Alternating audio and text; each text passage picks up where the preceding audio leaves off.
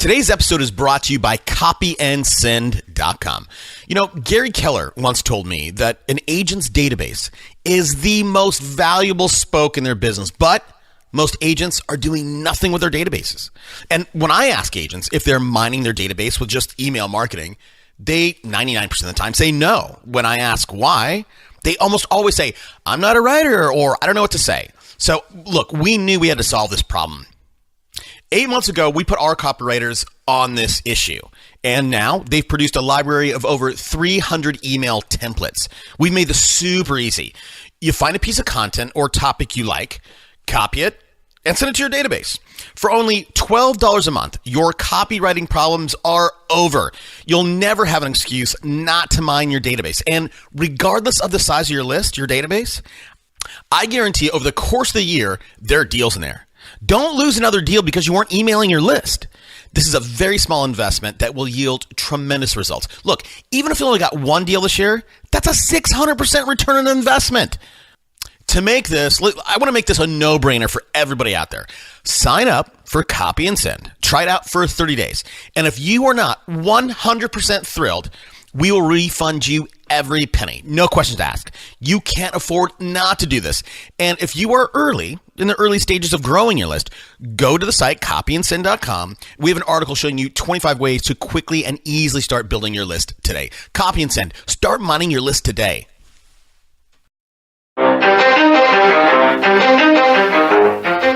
Welcome to Super Agents Live. This is the one place where you can come and hear the most successful people in real estate. You'll hear how these super agents built their businesses, how they stay productive, and how they stay motivated. Who am I? My name's Toby Salgado, and I made my first $1 million in real estate. And I'm your host for the next 30 minutes while we talk to yet another amazing real estate entrepreneur. Stay tuned. Let's go! Yeah! Hey everybody, what's up? How's it going? Hope everything's going great in your part of the world. It's gonna be April, man. The birds are out, the singing, the leaves everything is blooming around here in San Diego. So it's always an exciting time until it heats up in June. All right, hey, listen. Today's episode.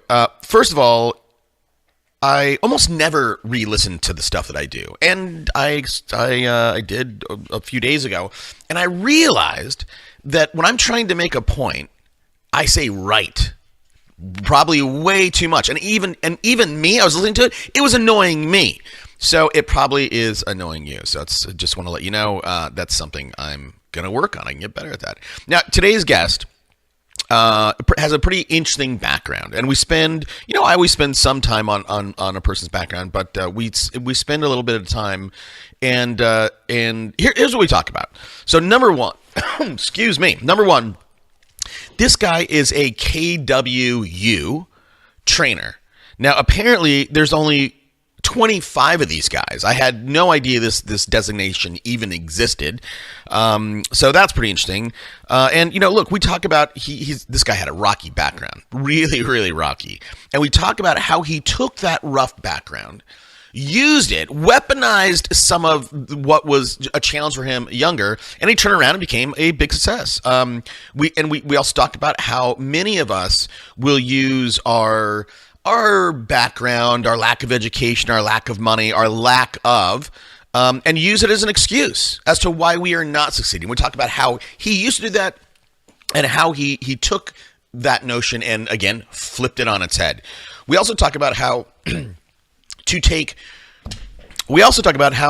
little bit the same thing, how to take your disadvantages or what you perceive your disadvantages are and turn them into an advantage.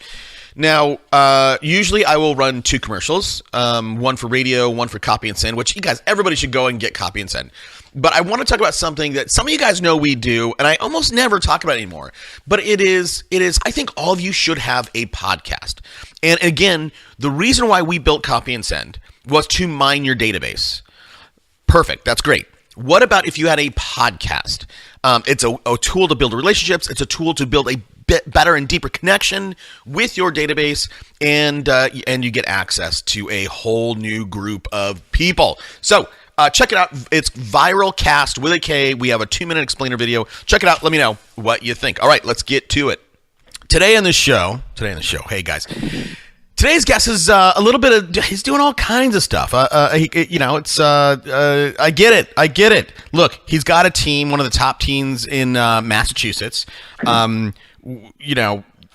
Mass is mass, but 2014, right? I know we're going back a couple years. 2014, he did 26 million. That was sort of his best year. Last year, his team blew up. We're going to talk a little bit about that. He only did 17 million. And I know a lot of you guys are going, what? Only 17 million? But, compared to a lot of people on here. He's got a book, which is Amazon bestseller. We'll talk about that. And he's followed my advice. I tell all you guys you should have a podcast. He has a podcast. It's growing. We'll talk about that. I'm thrilled to welcome David Hill. David, thanks for taking the time, man. Yeah, man. Thanks for having me. It's an honor, man. I listen to your podcast all the time, and thanks for having me on. Of course. So let's just start with the basics of tell us a little bit. If you listen to the show, I always want to get to know who you are as a person. Then we'll talk about what you do. So tell us a little bit about who David Hill is. Yeah, I'm first and foremost, I'm a husband and a father of two amazing daughters, Jacqueline, who's 25, and then I have Samara, who is 5. Jeez. Now, so big gap. Yeah. And also we have a little one on the way who's due in June. Names my 4-year-old daughter Samara named her Penelope. So we have another one coming, man. So jeez. That's family man, real estate agent. I've been in the business since 2003. Started my team at around 2009. It's been, as you talked about, up and down with the real estate team. Bringing, just up the ups and downs. I think a lot of people that run teams understand. We can talk more about that. Yep. KW trainer, Michaela Owens faculty trainer since 2013. One Thing certified trainer for Gary Keller's book, The One Thing, and my podcast, which is Path to Mastery, man. A lot of people, but hold on, David. know me from my podcast. Hold on, David. You just did the thing. You started off on the right path, but you did the thing that I tried to veer away from, right? And you said, okay, first and foremost, I'm a dad. Then you talked about your kids, which is great. Then all of a sudden, you talked about all your business stuff. Right. So if I'm a person just looking at you or just meeting you for the first time. Right. So you said you're a dad, which is fantastic. But then you got into your identity, which is your work. So tell me about you as a kid. I want to know, I always want to know, how old are you? Let's start there. 46 okay. right now. So 25. So you started. I have a 25-year-old daughter, Jeez. so that's probably aged me, right? Jeez, man. Scary. So you're in Massachusetts. Did you grow up in Massachusetts? Actually, man, we grew up. My family originally is from the Bronx, South Bronx, New York. Father, alcoholic, very abusive. Family really, really poor. We grew up in the projects, spent a lot of time, unfortunately, living in the car, and then eventually into a step van. Moved up to Massachusetts in my teens, really my mother escaping from my father back then. Just probably, I don't know. I didn't know we didn't plan on talking about my childhood, but just, I've been through a lot as a kid, man. I grew up that type of a childhood, and then honestly, got in trouble as a kid, got sober about 15 years ago, believe it or not. And that's when I actually went into real estate, and that's when I started changing my life. So pretty much everything, besides my daughter Jacqueline, who's, like I said, 25 now, everything really good started happening in my life about 15 years ago. So the Bronx in the late 70s, early 80s, man, that was a rough place, dude. Yeah, I was a kid. All I remember from that were fires, man. I just remember there were fires every night. And one of the last nights we were there, we were actually rescued from the building in one of those big ladder trucks, and literally the ceiling, the plaster was falling. It was like it was raining fire. It was really, really, really wild. And my brother actually got a really bad burn on his neck from plaster, and Yeah, it's pretty scary stuff, man. Yeah. I mean, I've seen some. I mean, it's like a war. It was like a war zone. It seriously was like a war zone. I mean, I've seen pictures, I've seen documentaries, and it's just crumbling buildings, and it doesn't seem like America, which is absolutely insane. So look, you know why talking about somebody's how they grew up is important, because that shapes your worldview. That shapes. I'm sure today you have a desire to succeed because you never want Penelope to go through some of that stuff that you went through. Yeah, absolutely, man. Without question. I mean, it's definitely a driver for me. Now, I think, for a lot of years, though, I wouldn't tell you it was that. I would tell you it was one of those things that probably held me back and made me feel maybe like I wasn't good enough, or made me, accept maybe lesser than I probably should. I don't know that I thought as abundantly. And I would say just in the last 5 years of my life, it was in the Gary Keller Mastermind. I got into the Gary Keller Mastermind in 2012, and just helped me start thinking bigger. Do you think, David, and again, I want to get into your business, that's what everybody tunes in for, but do you think that your background, your alcoholic father, your lack of opportunity, if you're living in a car, I have to believe that, your diet wasn't great, right? Maybe, you know what I mean? There's so many things, maybe you went to school and kids made fun of you because your clothes weren't, washed as well as they could have been. Do you think that for a portion of your life that you use that as an excuse of why you're failing or not succeeding? Absolutely, man. I think you nailed that, and it's true. Yeah, and and then one of the things I do now that I probably don't talk about enough, which I should, is almost every year the city of Worcester has me come and talk to the graduating class for some of their summer school programs, and I go around and I talk to the schools and talk to the kids in some of the underprivileged areas, and in my talk's called Broken Chains. It's really about letting them know that, hey, you know what, just because you grew up this way, just because this is where you came from, doesn't mean that's where you have to be your whole life. And when I grew up, even when I was a teenager, the successful people, Toby, were not real estate agents. They were drug dealers. Those are the guys that drove the nice cars. You know what I mean? Yep. So growing up, that's what I saw, and that's what I thought success was. And so one of my ways to give back now really is to get out there and talk to the younger kids in my area. So and it's funny when you talk about school. I mean, I had this conversation the other day with somebody, and he was. They called me Zebra because my mother was white and my father was black. And we moved around so much, I never really got settled into any area. So that's. But anyway, that is what it is. Again, I think for a lot of years I probably let it, be a crutch, and I used it as an excuse. Sure. But now I just think it's an opportunity to help some other people, and I think we all have our stuff. Everybody has something, right? That they went. I mean, my wife, she's from Laotia, and she, as a kid, they were in a refugee camp. You know what I mean? So. We all have our stuff, we just got to figure out how to get past that and move on in life. And that's where I am right now in my life. So everything in the past that's the past. Now it's about thinking anything's possible. You look at people like Tony Robbins, or you look at people like you, and it just shows what's possible. Well, I love being blocked in with Tony Robbins. So thanks, man. But yeah, right. but let me ask you this. I agree with you. We all have our stuff, right? You can grow up ultra. I know a lot of people who grow up ultra wealthy, and they have their own thing, right? And my kids, they have no problems, but they manufacture. Everybody's got some stuff, and it's just a matter of, do you weaponize your issues? Or do you let it hobble you? And so speaking of like weaponizing some of your issues, somebody like you, right? They called you Zebra. You certainly knew you didn't have it great. You moved around a lot. So one of two things happened, I would imagine. Either one, you got pretty good at fighting. Or two, you were able to weaponize, your skills to make friends really quickly. And maybe I'm wrong. Did one of those two things happen, or how did you take your disadvantage and make it an advantage for you to survive? Just moving around a lot. you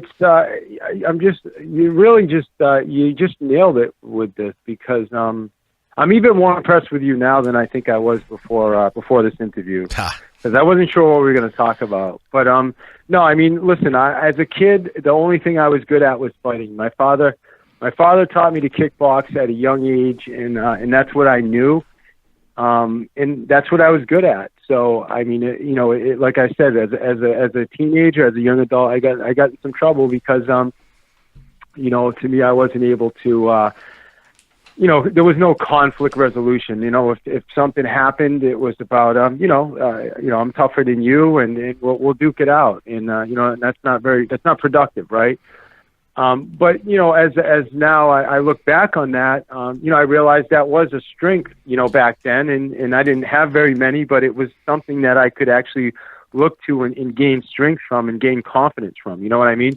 So then I had to, as I got older, use that same strength. I became a boxer. I boxed when I got a little bit older, and I had one professional fight that I won. That's my big claim to fame. So undefeated as a pro boxer. But that's where I had to find my strength and find my confidence. So you're right. I learned how to fight. People talked about me. People wouldn't talk about me because I'd punch them in the mouth. Right.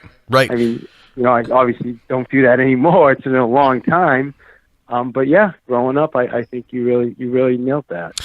Well, so let's jump into present day, because one of the things, and I think you talked about it a little bit, but one of the things about people who come from a background like yours is it's hard to shake, especially when you're a kid, right? It's hard to shake, a scarcity mindset, and not only shake it, but then to get into abundance. And I'm really curious as to how you reshaped or rewired your head to get into abundance. Yeah, I think ultimately for me, it's just about surrounding myself with abundance. I mean, from like I said, in 2011, I was invited to be in Gary's mastermind group, which put me I'm in my market, and we're selling 90 homes, and I'm the top guy, and thinking I'm a big shot. And then all of a sudden they put me in a room with people that are doing 500-600 homes, and their volumes 90 million, 100 million. I'm like, wow, that's I didn't even realize that was possible. You know what I mean? So right. So getting around people like that, and then also just personal development, a lot of reading. Became friends with Jarek Robbins. Back around that time, being around him, going to some Tony events, and I just have a really disciplined routine. I mean, every single morning I meditate now I meditate for 20 minutes. I journal. I'm using the Freedom Journal right now, but I've been journaling for years. Positive. I'm always listening to something positive, whether it's hold on, David. Tony, Gary. David, hold on. All that's good stuff. But here's because I know there are people out there who have a background like yours, and here's what I'm trying to get at. You were doing 90 units, which is great production, but you were doing, I mean, that's, obviously you're the top 1% of, most people do 10 or 12 a year. What was the driver that you had to be able to think pretty big to do 90 units, right? Especially when you didn't even know 500 units or 100 million was possible. So why didn't you say, oh, dude, I'm doing 30 units. I'm the top guy in my office or market, and that's good enough. Like, how did you push yourself beyond what you'd seen other people do? That's a good question. I never really thought about that. I don't, honestly, I think I was just so, if I would tell you anything, going back to my early years, I was a workaholic. I mean, I kept myself busy. I enjoyed it. I enjoyed the hunt. I built my business working FSBOs and expireds. You know what I mean? I loved the listing appointments. I loved getting people beyond no. It was almost like I just had so much business. I needed to bring on more agents. You know what I mean? Mm-hmm. I remember in 2009 or 2000, I think it was 2010, I I forget, I was interviewed by somebody, and I was working like 80 hours a week, Toby, and I just like always was starting to hate the business, and we started talking about coaching, and that's when I hired my first business coach. And that's when I realized, I think the next year we had done a few units less, but we did maybe like 88 units or something. But all of a sudden, instead of working 80 hours a week or 78 hours a week, because I was working more like maybe 40 to 50 hours a week. You know what I mean? But doing almost the exact same production. So I don't know exactly what the driver was. I think more or less just keeping myself busy. Like I said, I'd gotten sober in 2002, and I just went all in, man. I needed something else to do with my life, and that's what I just went all in. Well, that's what I was going to say. I think a lot of people who are, have addiction problems or drinking problems or whatever, and then they do get sober. I've seen many people, they compensate. They take all that energy that they used to put into drugs or alcohol, and they put it into a whole different thing that is quote unquote healthier, right? Maybe that's working out, maybe that's working on your business. So I was actually going to ask if you thought there was some transference there. Okay, so I really don't want to talk about I think you said. Did you say you were doing short sales, or was it FSBOs expireds? What is the first channel? We started with. I started with FSBOs. I did in 2012. I did a ton of short sales. I was teaching short sales at my board. I know how to do short sales. I actually like short sales. I love them, but they've certainly slowed down. I think they're easier because you don't have to deal with. You deal with emotional sellers, but you're not dealing with the price reductions and silly stuff like that. So. Yeah, and that's. That's. I don't even think that channel is even worth talking about on the show. So I get it. So let's talk. So in terms of when you were just building the biz, you had no budget to deploy. So it was FSBOs expireds, and what was your unique value proposition to those to that FSBO seller at that time? Man, I was a grinder, man. I just, I had this conversation the other day with someone too. It's interesting. I interviewed somebody on my podcast, this guy, Art Matarasso, and his strategy with FSBOs is just really patient and laid back and, getting a relationship with them, and which is definitely important. It's part of it, and I'm not, but my strategy back then was just, every week pop by, grind, just be there, grind them down when they're ready to go. Bring some value, but more so just be there when they're ready. You know what I mean? I joined a team, and honestly, I'll tell you, I'm not going to say it was a mistake, because it wasn't, because I learned what I learned, and I've been successful. But the only thing I learned going on that team was to prospect. You taught me how to prospect FSBOs and expireds. You never taught me about customer service or taking care of your clients or any of that. You just taught me prospecting. And after being on his team for 3 months or 4 months and getting my first check and getting a check for like $800 or something, I said, "What the heck is this?" And I just left and said, "I'm gonna do this myself," and then, like I said, like 4 or 5 years later, I started my own team after just kind of banging my head off the wall for a lot of years. But I was always closing 40, 50 transactions myself, and just grinding. All right. Well, so look, so you're a trainer for you're not. Are you a MAPS? I know, but are you like a MAPS or Bold? Like, what are you? I'm a It's Keller Williams University, KWU certified trainer. So. There's master faculties, the only level higher trainer at Keller Williams than I am right now, which would be my next step. So tell me, what is the typical person that comes to you for training? What do they look like in terms of production? It's all levels. Right now, when I teach a class for Keller Williams, I'm probably the agent that's looking to go from 16 transactions. Up to 30 transactions. Okay, right? That's great. Winwood Sellers is a class we're teaching right now.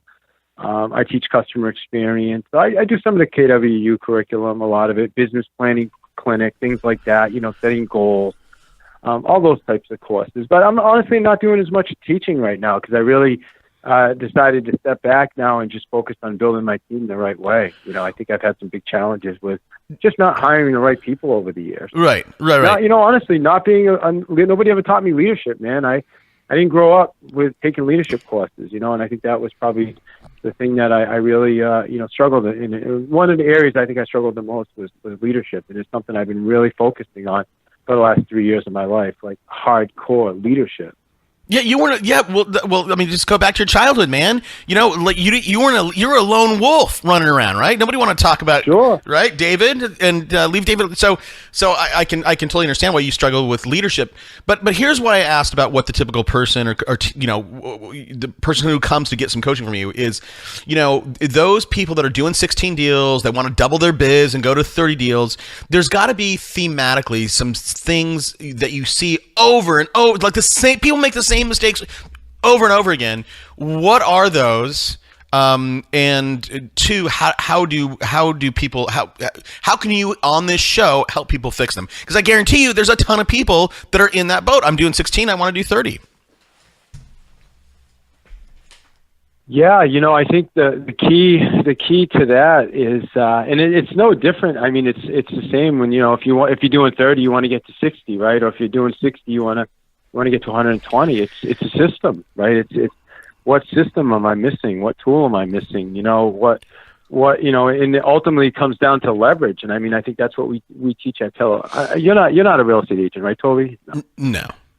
Don't tell anybody else. Well, that's not true. Hold on. That's true and not true. Do I have my license? Yeah. Do I do anything with it? No. Not for anybody else. Okay. I do my stuff. Well, the reason I listen to a lot of podcasts, and it seems like there's just a lot of Keller Williams agents interviewed for podcasts, and we all talk about systems and leverage, and when people hear that, they sound like a couple fancy words, but ultimately, I mean, having the right system in place is what's going to help us get from where we are to where we want to be, and then we all hit ceilings. I mean, my ceiling has like I said, my ceiling's been that 90, 100 unit for years. So now what do I need to do to break through that ceiling is for me, I think it's leverage. I mean, it's really finding the right person, the right talented person. Well, hold on. I'm going to be stuck there. So you are stuck there. So let's I am stuck. Right, but that's an easier fix than you think, David. So, but let's go back. So we can say systems and processes, and that's fine to say. But here's the deal: you can do. As a solo agent, you can do those 16 deals, you can do those 30 deals, and have zero systems and processes. The problem is you get a life like you lived, right? You're working 70, 80 hours a week, and you're doing 50 deals, and you end up hating what you're doing. Now, yeah, I think you can.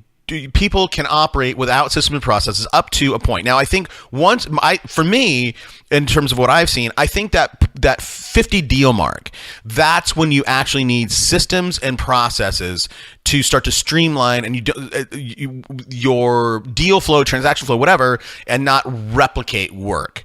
Let me ask you this. So 50, I think 50 seems a little high, but I mean, I'm sure we could do that. I think I probably did that. Yeah. But I think Gary Keller says, when you're doing about 36 transactions is when you really should start looking to hire your first assistant to take some of that, that $15 an hour work off your plate. Well, that's a different thing. I mean, I would say you should hire that assistant from day one. I mean, from day one. I think from day one, the infrastructure that you should have as a if you can afford it, right? I mean, some of us come into business with no money, so how do we afford to hire an assistant? Okay, fair enough. So after you close your first deal, you take all that money and run it back into your business, and then but then you're going to say, well, what if you need that money to live, right? And then it comes down to the fact of you, and this is a mistake that real estate agents make, right? Getting into this business, that people think they can get into this business with no money and make it work. They can't. I believe you need to have at least 6 months of runway. You need to be able to make zero money for the first 6 months. Yeah. I think that's accurate. I tell people, have 3 months reserved, or don't even bother, and go full time. If Yeah. Thinking part-time, forget it. It's a waste of time. Yep. 3 months. If someone shows up and they follow what the plan we give them, they will be making money in 3 months, guaranteed. It's a matter if they're going to follow the plan, though. That's the key.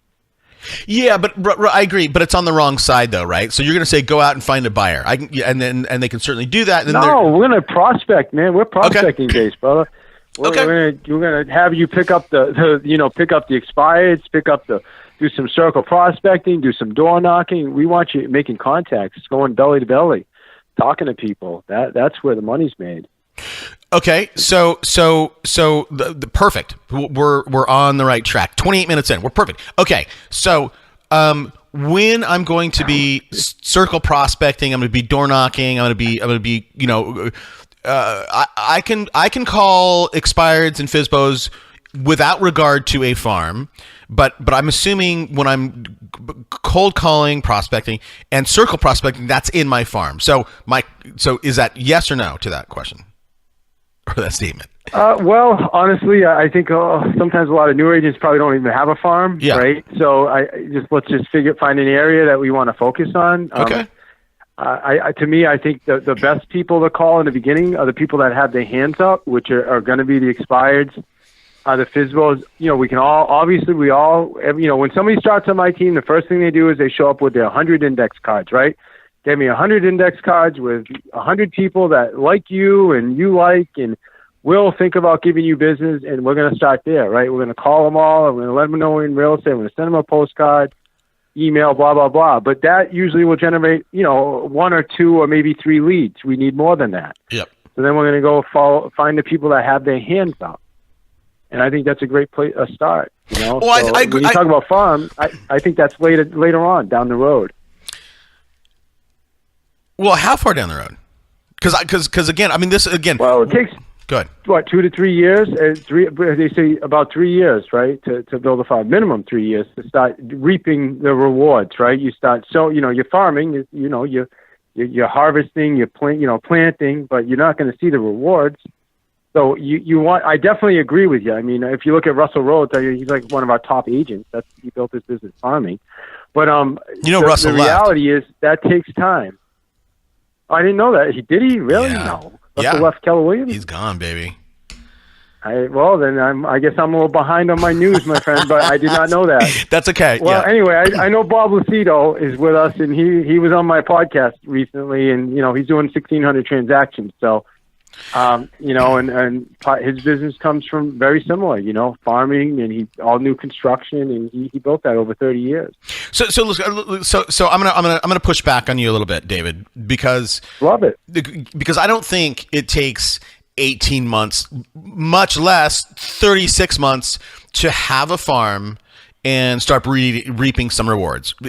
As long as that farm, and again, it goes back to size, right? I have a Chicago agent that is a quote unquote farm of 400 houses, and I'm like, dude, don't expect more than 3 or 4 deals, even if you're marketing to it for the year.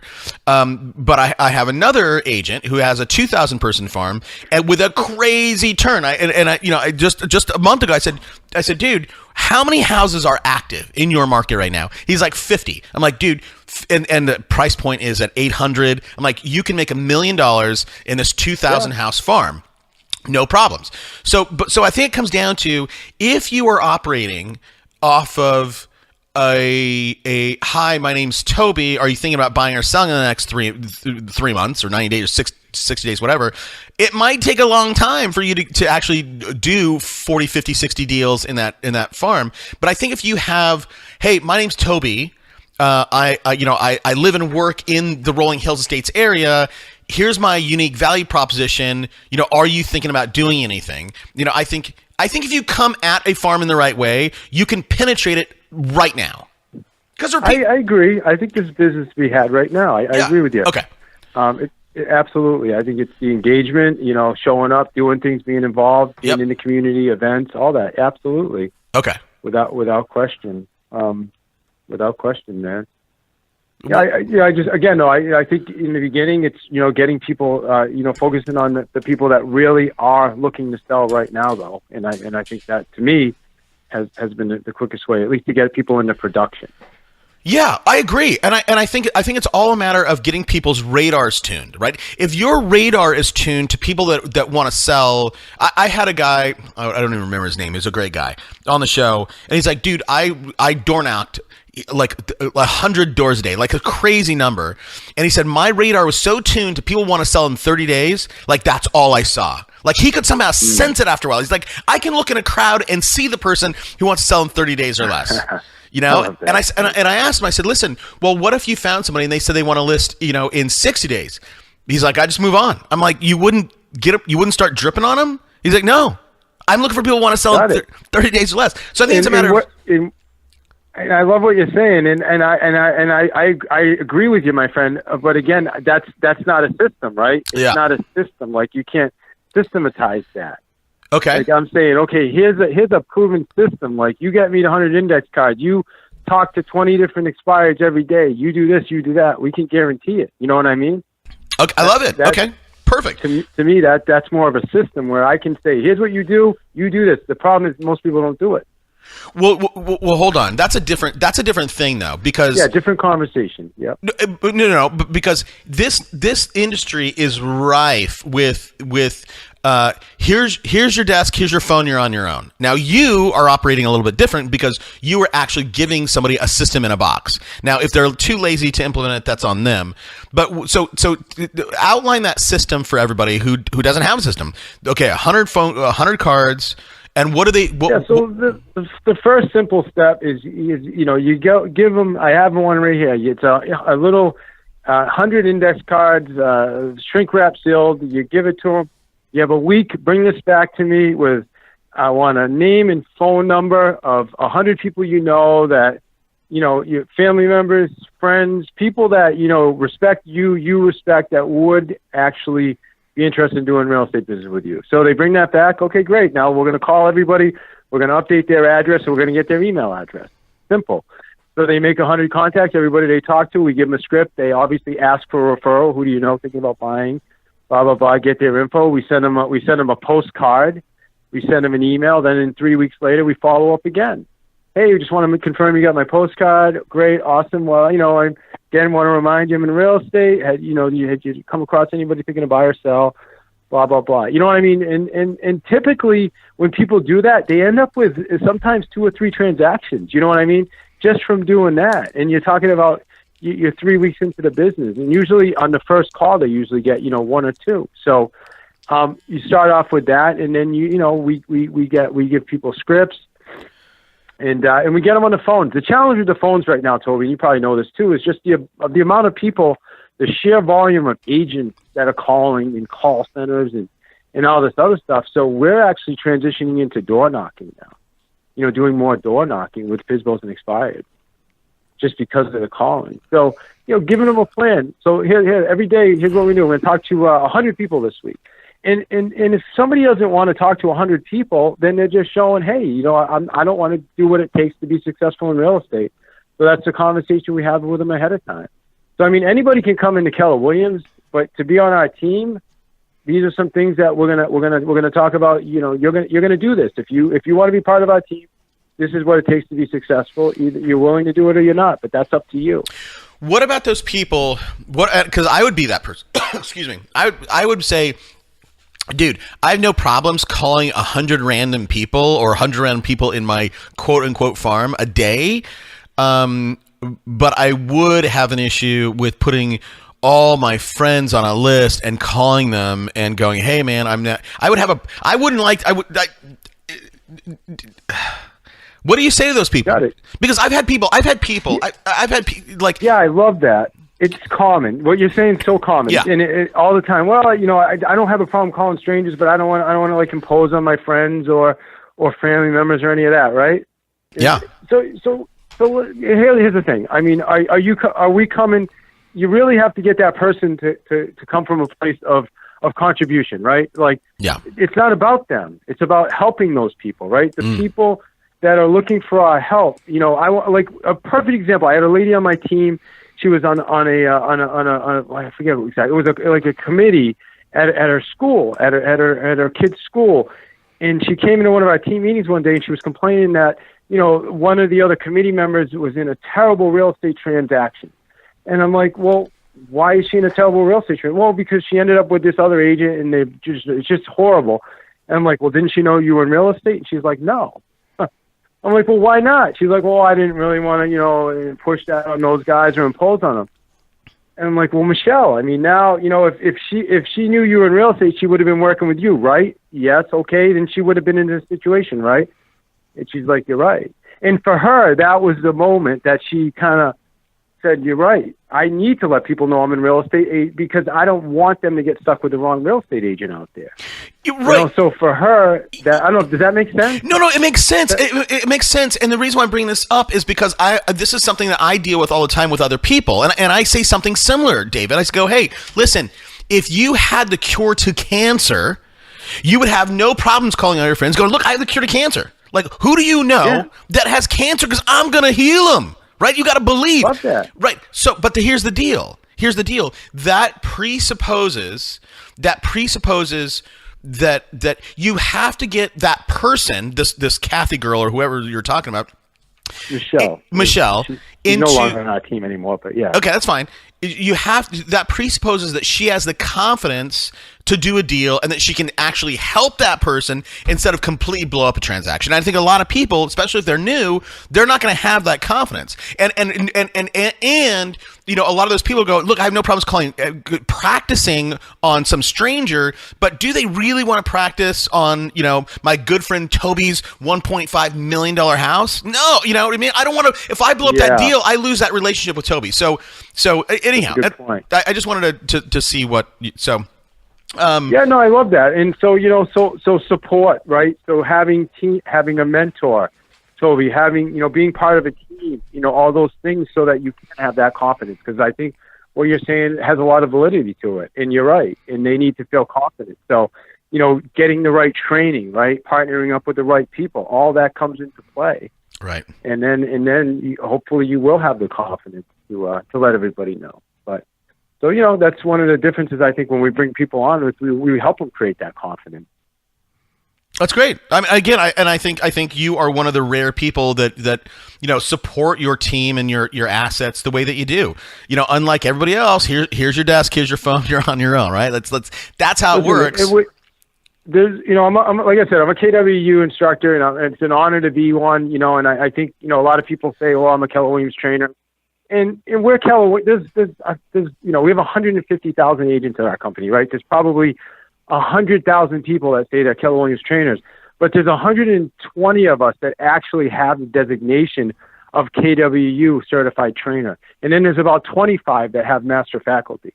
So there's a big difference. You know what I mean? So really using the systems and really understanding the systems and helping people to be successful. Got it. Is what we do, or what I do. You know what I mean? Or what a trainer can actually do. So there is a distinction there. Right. Okay. And that's completely fair, and I get that, and that's great. So again, going back to talking to that person who's doing 16 deals and they want to do 30. So let's go back to your playbook, your process, right? So first thing is 100 cards. The second thing is, call the 20 expireds if there are 20 expireds in your market. What would the third thing be in terms of building a prospecting business? It's talking to the for sale by owners. It's doing some open houses, right? We want to get people in open houses, strategic open houses. I'm not a huge fan of circle prospecting, but I mean, we do it. In the beginning, I just want people talking to people, and I want them really hammering the script, and I want them to get used to those scripts, Toby, because I want them to get fluid with the script, right? The more times they say something, it's going to become it starts to get fluid, and it has a nice flow to it. So in the beginning, man, I just want to talk to as many people as possible. Just keep talking to people and talking to people. The more you keep talking about it, you're just going to get more confident. So we want to talking to people, finding people. We just did a stellar seminar on Saturday, man. We had 2 stellars show up, man. We had this whole thing we planned out for a month. Brutal. But both stellars that showed up were awesome, man. They're both, we're meeting with them. They're probably going to end up listing with us, So it's all types of things like that. Just kind of being involved, yeah. So I'm probably all over the place with this. No, I mean, and in mentorship, man, they shadow me. I work with sellers. That's all I do. I work with sellers, and I talk to talented agents on a daily basis. And then, I have a lead buyer's agent who's phenomenal. So, if I bring on a buyer's agent, they're going to spend time. They're going to spend time with Kate or V. You know what I mean? And learn the ropes from someone that knows what they're doing. We don't want to just throw people, just like you said, here's a phone, here's a desk, figure it out. No, that doesn't work. Well, I know that. I know that. And you're right. It doesn't work, but that's how this industry works. Now, you are breathing rarefied air. Okay. Right. You said it, right? So you're in Gary Keller's mastermind, number one. Number two, you're one of 120 people with this KWU, certification, Again, you're breathing rarefied air. We have to scale all the way down to all these jokers out there who are building quote unquote teams, and they give their people no support, no nothing, right? Just like your first experience, the guy sat you down, gave you a script, you were banging the phones, you get $800. Like, what's that at the end of the month or week or whatever? All right. So I'm trying to ask you some of these questions, David, so that people can listen to it, write it down, and go, yeah, that's my playbook. So again, what's next in your playbook? It's not complicated. Okay. Man, obviously when you got to start getting some appointments, the keys appointments. Tracking our numbers. Yep. So I sit down with I just hired 2 new agents in the last month, and we sit down on Wednesdays, and we okay, great. How many appointments did you go on? Okay, so you only went on 1. You go with 3. Okay, so how many people did you talk to?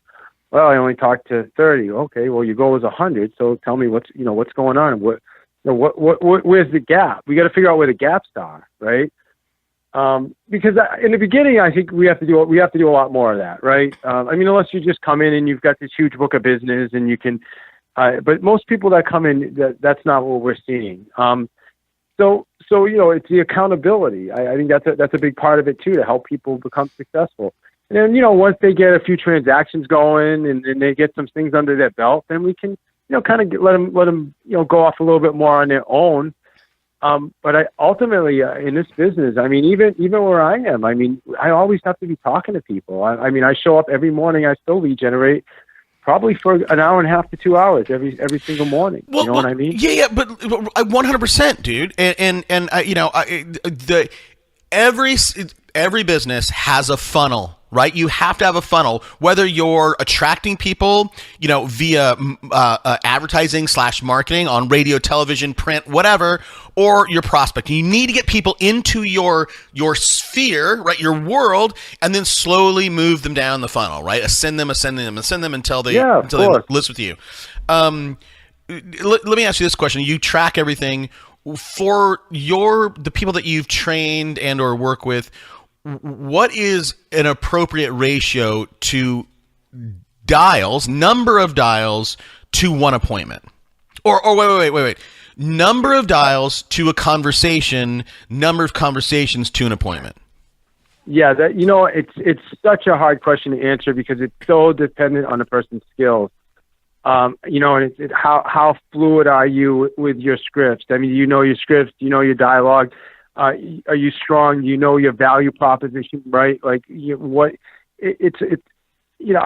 goal is to get. I'll use the stereotype. Typical, I guess, 1 in 20 is where we want to get them, right? Or maybe in this market it's probably higher because the inventory is so low. But I think if you talk to 30 people and your skills are where they need to be, or damn close to where they need to be.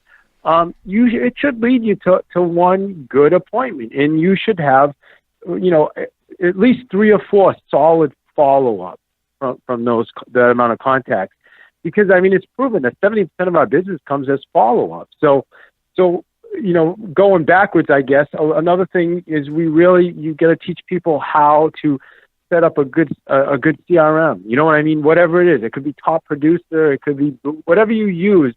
Makes no difference, but getting the person in there, right? Engaging them with emails, drip campaigns, phone calls. That ultimately is going to, because 70% again is going to come as a result of follow up. And I don't know, I just heard it might have been your podcast. I heard a sales trainer say that the average salesperson follows up 1.3 times. Yep. When it takes 7 times to actually close a transaction or close a sale.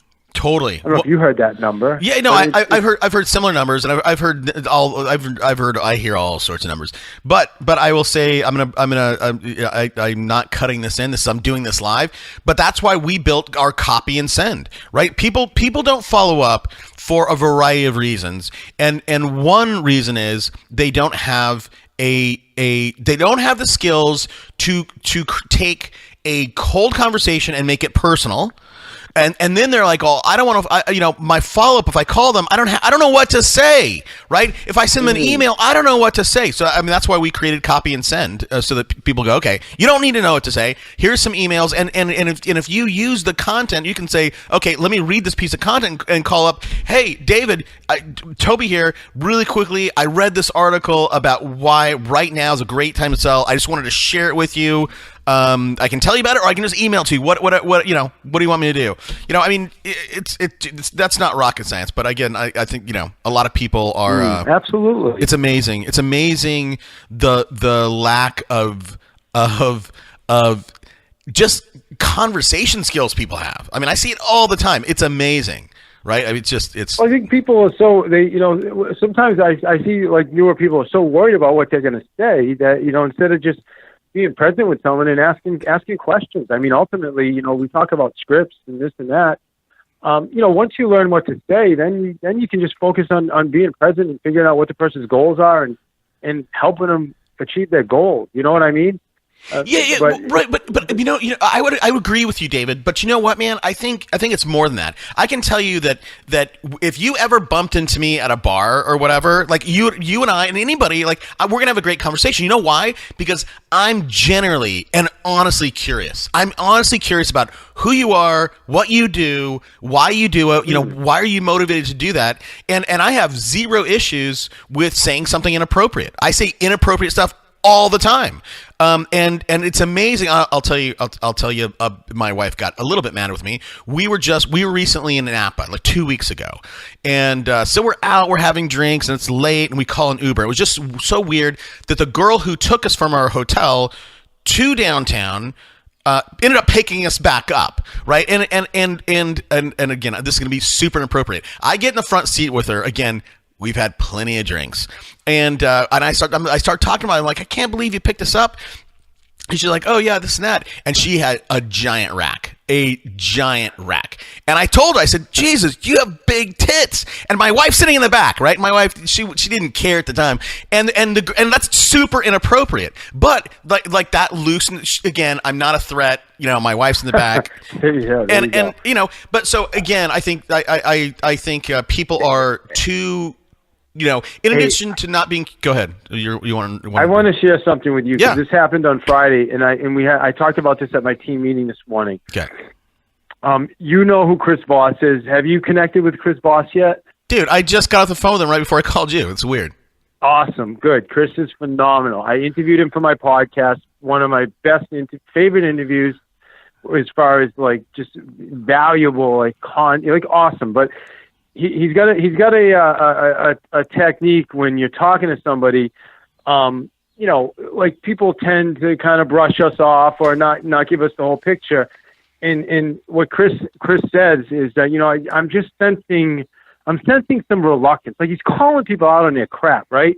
He's like calling them out. So Friday I'm on the phone with this guy. He's expired. He's been in our database for a while. And he's like, well, I'm going to list with this other agent, and he's a friend of my sister's, and she's cool. I'm like, well, why don't you at least look at us for a second option? You're not obligated to me. We'll give you another opinion. At least you're more educated. Yeah, no, that all sounds good. And he's like, I'll definitely call you back. And I'm like, well, I said, you know what? I'm just sensing some reluctance here. I'm like, what's the reluctance? And the guy just paused, and he's like, when can you come by? Right? Yeah. And I literally emailed Chris, okay? that's the difference right there, Toby, of just being real with people. Yeah. Right? Just being real, because 99% of most salespeople would have probably at that point said, okay, I'll follow you. I'll wait for you. Or, okay, I hope you call me back, or I'll follow up again. But by going outside the box a little bit, and even in my own mind, I'm thinking, I don't know if I should say this. I said it. Yeah. And it worked. And I listed the house on Saturday. I met with the guy and listed the house.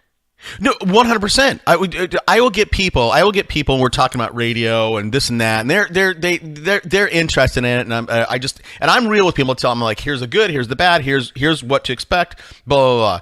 And 80% of the time, most of the time, people go, okay, yeah, let's do it. And then I'll get other people and go, man, I got to think about it. Right. And I'm sure you have done listing presentations and they're like, okay, that's great, David, I got to think about it.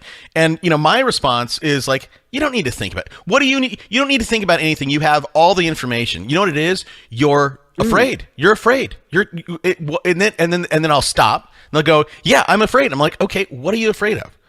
Let's talk about that. I appreciate that. What's right? the worst that can happen? Right? Yeah, because again, this goes back to, I think, this notion of, having the cure for cancer. If the doctor says, okay, look, the treatment, what are you scared of, David? Let's talk. I will tell you the worst thing that can happen and the best thing that can happen. Let me help you. And and all of a sudden, I think when you say those things that are seemingly hard, hey, listen, David, you don't need to think about it. You're scared. Yeah, I'm scared. Okay, let's. Here's what happened. You just stepped out of the role of salesperson or pitchman, and you stepped into the role of advisor. Okay, I know where you are. I've been there before. Let's talk about it. Let me help you work through this. And all of a sudden, you're taking them by the hand and leading them into the room. And and what do people? People want to be taken care of in that way. All right, geez, David knows it all. I feel comfortable. Let's do it. Let's sign it up. Yeah. Well, people don't want to be sold either. People want to buy, right? I love when awesome salespeople call me. Like I'm like, so do I. I'm inspired by it when someone's really good that calls me. But I you know what I mean? I don't want to be sold anything, but I want to buy. I think everybody's like that, right? We don't want to be sold to, but we want to buy when someone's really good, or we connect with someone, or we think they're really, really awesome at what they do. Yeah, but hold on. I'm inspired by that stuff. I'll let people sell me stuff if they're good enough. I had this same. Chris and I were role playing, and he's like, dude, you didn't step in that trap because you knew it was a trap. I'm like, oh no, dude, I didn't even. I want to see where you're going. And here's what I told him. I said, good salespeople are the easiest people to sell to because I will engage with you because I want to see how far you can take me down the path. Right. Yeah. And I will keep it going. I'll keep role playing with you because I think it's fun. And again, my personality is some SC person, but you're right. Nobody wants to be sold. They want to buy, but you have to take yourself and put yourself in that different role. When you go on a listing presentation, you're pitching, dude, you're selling, and you need to shock people into a different environment to where you can help them make their own decision. And I think you need to step in that advisor role. And I think the basis of it is if you can be curious or seek to understand before trying to be understood, I think you can step into that role faster than a typical person. Absolutely. All right, man. All right. Sorry, I think I rambled on that too long. I'm sorry, Chris. No, it's good, man. It was good. Hey, all right. Man, so I appreciate it. I don't anything else you wanna talk about, my friend? Two things, dude. One, a book recommendation. No MREA. So here's the setup, right? I'm an aspiring agent. I have $25. What book should I go buy right now? Oh man, it really depends on where you are. But I right now I'm reading Essentialism. Are you familiar with Essentialism? No. Oh man, it's awesome. Greg McKeown, Essentialism. It's all about focusing on only the most essential stuff out there. Man, he's just got this. The book's awesome. He just talks about this metaphor for your closet. We have all this stuff in our closet, but we only wear 10% of the stuff 90% of the time, right? Yeah. So he's like, just get rid of all that other stuff. It's such a great metaphor for business and focus. I love essentialism. Dude, it's so funny. I literally just did that. I literally, right in the beginning of January, did a hard reset on my clothes. I went through and I literally threw almost everything away. And I said, give them a good will or something. Yeah, donate them. But yeah, whatever. Well, no, I did. I went to Goodwill. Yeah. I dropped it off at Goodwill. I didn't throw them. Yeah, because there was good stuff in there. I was saying that for all the listeners out there. But yeah. And it felt so good. Well, and then I went to J. Crew and got a whole new reset of new stuff, which I feel better. I look better, right? My kids are now, instead of me like working out in the yard in some old, cargo pants from 2000 or cargo shorts from 2006. Right now I got new good stuff on. Like I feel, like I come off to the world as a whole different guy, which is crazy. And so that went so well. I went into my studio/office, threw it. I had a leather couch, great. Threw it out, got new rugs, painted it, new baseboards. It's a whole new world. So I'm going to buy this book. And everybody, sorry. Awesome. It's phenomenal. And you can get it on Audible. So, definitely download it. There you go. So Essentialism, Greg McKeown, The Disciplined Pursuit of Less. Go to audibletrial.com/superagentslive. All right, man. David, real quick, where can people find more about you? I know there's people out there going, hey, man, I'm in Massachusetts. This David guy sounds like a great guy to learn from. And I'm sure you're looking for talent. Man. Yeah, I'm looking for talent. Best place to get me, Facebook. Get me on Facebook. My friend thing is full, but I have a page, David I. Hill. My podcast, man, I get so many, compliments. I inspire people like you, Toby, and Pat Hyman, and Josh, the GSD guy. And I listen to all your podcasts. My podcast is called Path to Mastery. Just getting, man, we're up to about 6,000 downloads now, a month. It's growing. I know in the realm, it's not huge, but it's growing. I remember my first week doing it about a year ago. I had like 10 downloads. I was all pumped up. So yeah, we're just really growing, man. I'm super excited about it, and I love the podcast. Dude, I think everybody should have a podcast. It's a whole nother conversation which we probably should have covered, but everybody needs to own their own platform, and this is a platform that's growing, and it's never going to die. Here's the thing. Just like, we had regular TV when you and I were growing up, right? We had 6 stations, and then it was cable, and then and now everything in this world is becoming more and more curated. And you see it in radio, regular radio to XM. It's becoming more and more curated, and people want content that speaks to them. Whatever. I don't want to go off and around. Hey, buddy, but hold on. Where can people find out more? You said all the stuff you did, but where can people find you? Yeah, man. Or did you say that? I wasn't listening. I did. I said, well, my Facebook, David I. Hill. Got it.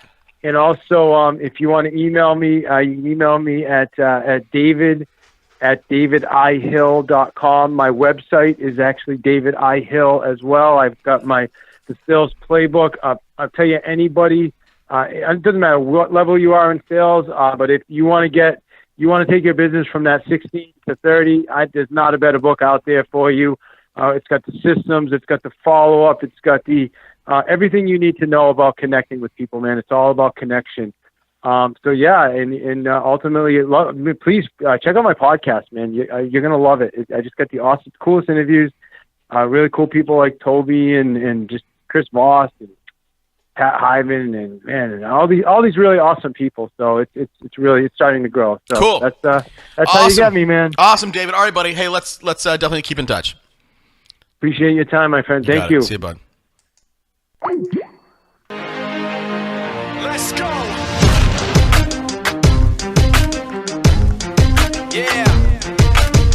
For those of you that want to know what we're all about, it's like this, y'all. This is 10% luck, 20% skill, 15% concentrated power of will. Today's episode is brought to you by copyandsend.com. Gary Keller once told me that an agent's database is the most valuable spoke in their business, but most agents are doing nothing with their databases. And when I ask agents if they're mining their database with just email marketing, They 99% of the time say no. When I ask why, they almost always say, I'm not a writer, or I don't know what to say. So look, we knew we had to solve this problem. 8 months ago, we put our copywriters on this issue. And now they've produced a library of over 300 email templates. We've made this super easy. You find a piece of content or topic you like, copy it, and send it to your database. For only $12 a month, your copywriting problems are over. You'll never have an excuse not to mine your database. And regardless of the size of your list, your database, I guarantee over the course of the year, there are deals in there. Don't lose another deal because you weren't emailing your list. This is a very small investment that will yield tremendous results. Look, even if you only got one deal this year, that's a 600% return on investment. To make this, I want to make this a no-brainer for everybody out there. Sign up for Copy and Send. Try it out for 30 days. And if you are not 100% thrilled, we will refund you every penny. No questions asked. You can't afford not to do this.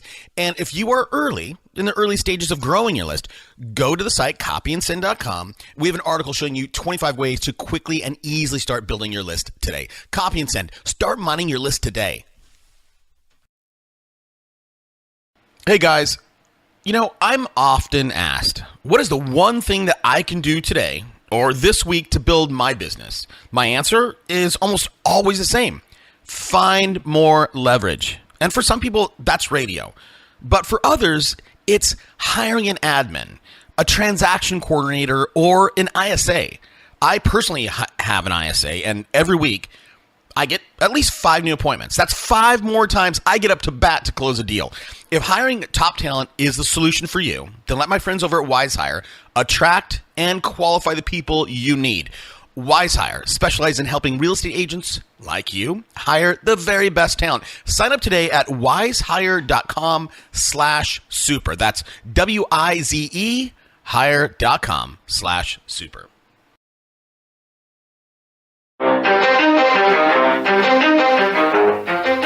Welcome to Super Agents Live. This is the one place where you can come and hear the most successful people in real estate.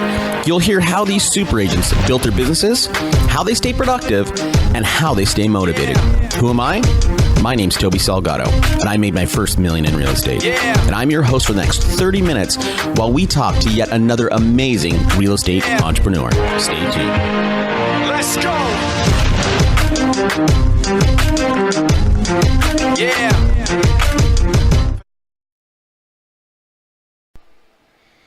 Hey everybody, what's up? How's it going? Hope everything's awesome in your part of the world, wherever that is. Hey, look, today's show, you know the movies we love, right? Rocky. Who doesn't love Rocky? Rudy, right? We love these stories where there's an underdog, the guy can't win, and he loses, and then at the end there's victory. Today's guest has that kind of story, rags to riches kind of deal. I won't even get into what he's doing. I'm just gonna tell you, look, that's what this is. So if you guys, let me back up for a second. I recently watched a TED Talk, and it was about a tech entrepreneur, and he made this illustration. He said, when you watch a movie and a person dies, they flatline, right? They flatline. If you looked it on a monitor, there's a line, and it's flat, right? Death. And then he says, if you look at somebody living and look at that graph, it's beep up, boop down, beep up, boop down. And he's like up and down, up and down. He said, that's life. That's what life is like. And it's so true. Life is a series of ups and downs. Life, we all seek happiness in our life, but we confuse happiness with pleasure, right? Generally, we're all pretty happy, but there are some moments where we are just in the pleasure zone. And sometimes, man, you can go out for a weekend, take off for a weekend, do a weekend trip, and you might, I'll tell you about for me. Like for me, I may experience maybe 30 minutes of pleasure in a 2-day trip, but I'm happy the whole way. And it's funny how we always are chasing happiness, but really what we're classifying happiness as pleasure. And you just can't do that. I'm totally off on a rant right now, but you just can't do that, right? You can't live in a constant state of pleasure unless you're on heroin or something, right? I mean, I think that's why people do heroin. So anyhow, today's guest is a guy who made it, who lost it, and who made it back again. And for you guys, wherever you are on that graph, right? Boop up, boop down. I don't know where you are, but you're somewhere in that scale. Especially if you're in the downward spot, you're gonna go back up. And if you're on the boop up, you know what? Just love it. Treasure that moment. Treasure that day, because you know what?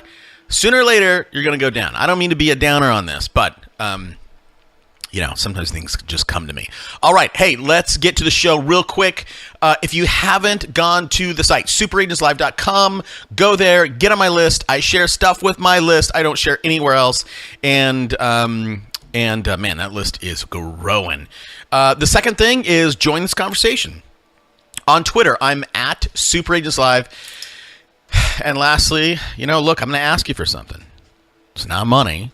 Just a little bit of your time. Look, if you enjoy what we do here, and I know a lot of you guys love this show, but you're like, I don't want anyone else to know about it because this is my own competitive advantage. That's scarcity mindset. B, live in abundance. Look, help other people find the show, and the way to do that, the way to help me, the way to help the show survive and thrive in 2017 and beyond is just go to iTunes, go to Stitcher Radio, wherever you get your podcast, and give us a rating and review. It would mean a whole lot to me. All right, that's it, guys. Let's get to it. Today on the show, we have big guys on the show, right? You mean everybody from Grant Cardone to Tom Ferry. Today's guest is, I feel like, kind of in that class. He's been the past president of MAPS Coaching for Keller Williams. He's a serial entrepreneur doing everything from founding restaurants to car washes. I'm thrilled to welcome Sean Kokoska. Sean, thanks for taking the time, man. Toby, my pleasure. Thanks for having me. So listen, I know that you have a really, really rich background, and I want to get there. But before we get there, take a minute and tell the audience a little about who you are. Well, I'm a coach, a consultant, and it's my purpose. It's my why as I see it. See, Toby, I've done a bunch of things in my career. One of my most fulfilling roles was, founding a company called Sonoran Development Group, where, I looked at my background. I got into real estate when I was 20 years old. And after building that to being able to literally write my name off the org chart, I was then speaking all over the country, having a blast doing it. We had our first child in 1999. And I decided, well, listen, I don't want to be on, 6 to 8 airplanes every single week, presenting to groups of realtors any longer. What do I want to do? And I decided I wanted to really build an empire by identifying how do we get 6 income streams off of one transaction? And that was the goal. So it started with founding Advocate Mortgage, and then Advocate Title, and then starting a land development company, and ultimately a home building company. So here's the idea.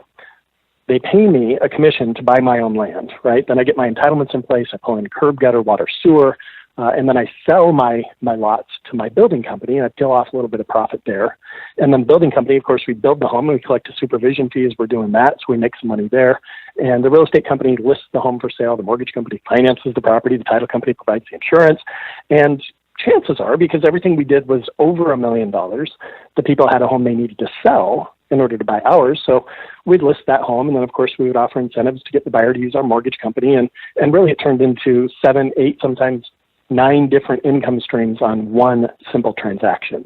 And I got to tell you, man, it worked. I mean, we controlled over 60% market share on any home built above $1 million in the suburbs of Denver. We had 16 land developments going when the market shifted in 2007. And literally, Toby, I became a short sale expert overnight, literally going from millions of dollars per month in income to just hemorrhaging money like you wouldn't believe. I mean, when you build something that you're really proud of course you want to save it. And I ended up just selling off everything, every bit of cash, putting it into there, getting out by the skin of my teeth. And I got to tell you, man, that was a painful time of my life. In fact, that process took all of about 30 months to walk away from about $25 million, or just giving it back to the market, right? And in that moment, it was pain, it was anger, it was frustration, it was depression.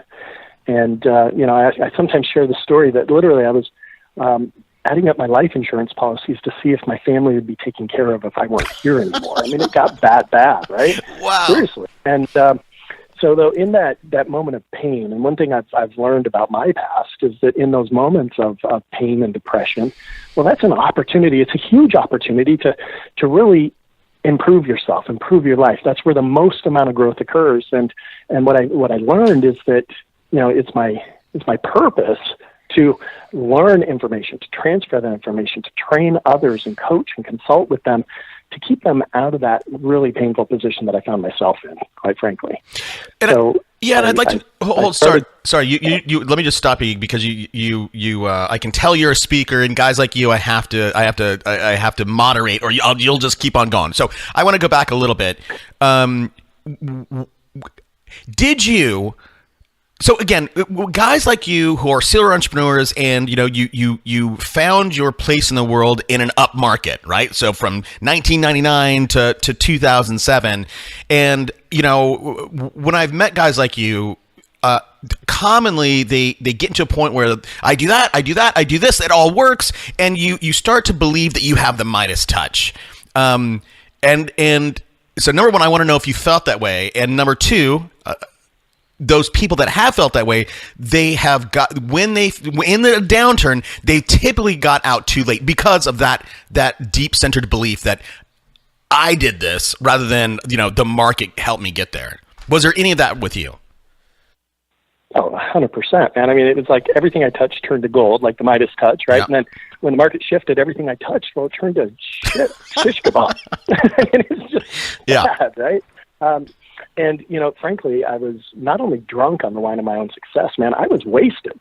I mean, it was just, I couldn't do anything wrong, right? Yeah. So I took this huge risk in 2006 on a big land play down in a place near Castle Pines, Colorado. And, when the market shifted, man, I was into the banks for about $150 million. Oh, my God. And, and think of 30% of that was my own cash, my own equity. And, just walking away from that, but it was painful. It was there's a lot of victim mentality going on. I'll tell you that. And 3 ways to spot a victim, right? They blame everybody else and everything. I was that guy. I complained about everything, and I justified every one of my actions. And it wasn't until I took responsibility for everything that was going on in my world that it finally started turning around. So when I recognized that, I have this ability, I've been gifted with the ability to communicate and connect with people, especially from a stage. It's kind of my happy place. Then I decided to go back and kind of reinvent myself in that world. And I joined Gary Keller, Diana Kokoska. I became a bold coach. I did that for 4 years, 3 to 4 cities every single week, teaching the bold program, which is all about taking personal responsibility for everything in your life, as well as impacting our mindsets in a very positive way, eliminating victim mentality and behavior. And then they hired me as what they called VP of Growth for Keller Williams Maps. It's a coaching company, coaching real estate agents on a weekly basis, holding them accountable and really helping them develop the right plan. And, after 18 months and 387% growth in that short period of time, they promoted me to president of Maps, and ultimately then took the proprietary models and systems of Keller Williams and began training other industries, other organizations outside of real estate to those models. Companies like Panasonic, FedEx, McDonald's, T-Mobile, Genentech, and the list went on and on. Okay, and I want to talk about that. So, but in the vein of coaching, I want to go back to 2006, right? So you have, a ton of your personal money on the line. I've been there. I know what that feels like. And you have all this bank debt. For you, Sean, to recognize and be able to take responsibility, I have to believe that you had to have a tremendous support group. Now, that may have been just your wife. But again, I think this ties into coaching a little bit. How did having let me ask you: was your wife super supportive of your losses and where you were at that time? 100%. And without that, man, I wouldn't be here today. Right. So talk to me a little bit about how important it is to develop that support network. Especially when the times get dark. Yeah, well, it's critical when it gets dark because. There becomes doubt, there becomes fear, there becomes, you don't believe that you can do it. And without that support and borrowing the belief of those that do believe in you until you believe it yourself, I think everybody needs, no one succeeds alone, right? Yeah, right. I think everybody needs somebody to be their rock, to be their anchor. For me, it was my wife, it was my mother, it was my family. It was so many different things that allowed me to, finally pull through that and then, just take off like a rocket ship. It's a rags to riches to rags to riches kind of story, right? So what was the catalyst for you to at what point, or what was the event where you were able to look back and say, okay, no, I need to take responsibility. I did this. I'm responsible for putting me and my family in this place where we are now. And, so was there an event or catalyst? And two, what were mechanically, how did you turn it around to go from rags to riches again? Great question. Yes, there was a catalyst. I remember the day like it was yesterday, right? I just left my attorney's office. I had sold 3 of the properties that I built and lost, I calculated around $1.3 million in 20 minutes of just signing the papers. And I remember I go down to the parking garage, I get in my car, I get stopped at a stoplight, and my phone rang, and it happened to be my mom. And she said, "Hey, Sean, I can't imagine what you're going through. Listen, I want to help."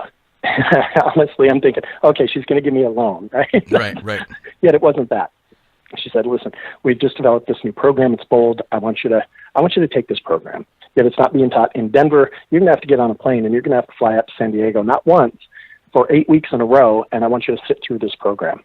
And that was the catalyst, because, that bold program is really 90% mindset. There's these bold laws, and one in particular stands out to me, and it's the law of be, do, and have. And see, a lot of people, they say, well, if I had what so-and-so has, then I could do what so-and-so does, right? And then I could be just like them. Or they say, well, if I do the work, then I can have the income, and then finally I can be the person I desire to be. Mm-hmm. And what the program really taught me was it's about being first. Who do you desire to be? And really focusing in on that and doing a lot of work around self-image, that became the catalyst to allow me to really turn the mindset, to turn this ship back to a more positive way of life. So I think in a lot of ways, that notion is what Tony Robbins used to preach in the early days, right? He's like, hey, if you want to, his whole thing in the early days, he doesn't say it today, but he's like, fake it until you make it. And I see some of that in that philosophy that you just said, but when you start with who do I want to be, many times when you meet someone out in the world and you're like, hey man, what's up? What do you do? And I'm really trying to figure out who you are. They get into like what they do, not who they are. So when with this bold mindset thing, when you were taught to start with be, right? Who do you want to be? Is it be as a person? Like, do you start with, I want to be a moral person. I want to be a person that doesn't lie, or is it, who do I want to be in the business world? I don't know if I'm saying this the right way. Well, undoubtedly values come into play. Yet, a lot of people, especially in the sales world, they'll say, well, I can't get so-and-so to call me back, or I can't seem to land this particular account. And the question I always ask is, well, who do you have to be in order for them to want to call you back? And when you become that person, then they're going to automatically gravitate towards you. They're going to automatically want to do business with you. So it's really, a mindset. And I believe that at least 95% of our success in business and in life is a mindset issue. And when you have the right mindset, when it's empowering instead of limiting, and trust me, when I was going through all that stuff, limiting beliefs were abound, right? I mean, It was the I can't because, or it's but, right? Yeah. And it was all over the place. And recognizing what we focus on really does expand, right? Focus on all the negative things, you're going to get more negative things. Focus on the positive things, well, then you get more positive. Yeah, I mean, that's why when people start off with, so many people today now start off with gratitude, and it matters, man. I've done it. My day is fundamentally different if I start off with one or two things that I'm grateful for, but. Can you unpack that notion of or maybe give us an example when you say that person says, I can't get Sean to call me back, and then you say, hey Toby, who do you need to be for Sean to call you back? Mechanically, what does that look like? I think it's uncharted territory for a lot of people. It's just recognizing first we must identify what we want, right? Okay. You look up the definition of the word success in the dictionary, for example. And by the way, if you took the time to ask 100 people, what's your definition of success? I think you'd agree with me that you'll end up with 100 different answers, right? Yeah. So go to Webster's, look it up, and the definition is quite simple. Success is getting what you want. Not what somebody else wants, what you want. So in order to be successful, each and every one of us must know something, right? Mm-hmm. What we want. Yet people take an average approach to identifying what they want, and even worse, an average approach on how to get it. I mean, most people really don't have goals set beyond the current year. And I should say most people don't even have goals for the current year. Yeah, true. I mean, it's a life by default, right? They just kind of show up, they take what they get, and that's that, right? No, go out and create it on your own. And it requires a certain level of improvement for yourself, right? So having a growth plan in place, recognizing these are the books I'm going to read, these are the seminars I'm going to attend, this is the consulting coaching that I'm going to engage in to really plus my being, allowing me to be a better person. So Sean, how does I don't disagree with anything you're saying, except the frame seems a little bit off kilter to me, because how does that notion of what do you want, or me, what do I want from my conversation or my time with Sean, or what's my aim or goal? How does that bump up against something that Zig Ziglar said, right? And it's something along, I'm sure you know this, something along the lines of help other people get what they want, and in turn, right, you'll get what you want, or something. You know that saying. How does? Yeah, of course. How does that frame? And we've all heard it. Yeah, we've all heard it. I just can't repeat it right now. So step number one, identify what you want. Okay. Right? Yep. Step number two, identify what your prospects want, and then develop the ability to fulfill those needs effectively, aggressively, right? In a come from contribution kind of mentality. Got it. Where you're there to add value in every conversation and every interaction. I'd say next, know that there's really no such thing as failure. There's just not. There's results and there's learning experiences, right? Yep. John Maxwell just wrote the book, Sometimes You Win, Sometimes You Learn. And when you approach it with that type of mentality, failure it doesn't exist, right? I agree. The archer that misses the target, right, they turn and look for fault within themselves. We have to recognize that. It's never the bullseye's fault if we miss the target. Agreed. See, some people say, well, repetition is the best teacher. Well, I totally disagree with that. It's not repetition. It's about evaluated repetition, right? The archer who misses the target to the left, well, they're going to pay attention to the wind. What's going on? They're going to aim a little bit further right, the next arrow, right? Imagine an archer who's just flinging arrows at the target, missing every single time, and thinks they're getting better just because they're doing it more often. It's not the case. It's about evaluated repetition, learning from every experience, and improving who you're being in that space. As Earl Nightingale said, we're not paid given the hours we put in, right? We're paid in direct proportion to the value that we provide to people. Yep. I 100% agree with that. And again, that ties into what you said earlier, right? We need to be adding value along the way, find out what our prospect wants or needs or pain points, help them solve it, add some value, and then they win and we win in turn. This industry that we're in, right? This industry of real estate, there is a super bad, there's this big follow the leader thing, right? Sean's doing something, he's having success. There seems to be no innovation, right? There's none of all of what you're saying. Again, I agree with, but there seems to be a lack of creativity or a lack of trying new things in this industry. How do you? Is that to you a mindset thing, or is it? What is that? Or maybe you disagree with that. I do to a point. Like at Icon Coaching, what we do is we identify the proven best practices. It's not based on theory, right? It's actually individuals that are actually doing it, just like your podcast, right? Where you're interviewing the best in our business. I do the same thing with Icon of the Month, where I identify somebody who's closing 500 to 2,000 plus transactions on an annualized basis, and I vet them and make sure that they're willing to just open up the Komodo and say, listen, take a look. This is what I do. This is how I do it. And really designed specifically to motivate individuals to implement the proven best practices in the real estate world. And you're right. I mean, for the most part, the foundational elements of real estate, they're basically the same, yet we've identified those little tweaks, those little changes, and we've created proprietary methodology and models that are easy to implement into a real estate organization to improve productivity as well as profitability. Yeah, and you know, the funny thing, I'm sure you'll agree with this, but the funny thing is those people that are doing 500, 700, 1,000 deals, those people, at least with me, are super open about what's working. And it's amazing, man. I'll talk with someone who's doing 25 deals, and they'll come on, you know, because sometimes we do that, and I'll ask them, they're like, no, I'm not going to tell anybody because they're gonna take my secret sauce. I'm like, that scarcity mindset, man, you'll never get to 300 with that. Undoubtedly. And there's so much business to be done out there. I just say, come from contribution, share everything that you know. The more you get, the more you get, yeah, right? Agreed.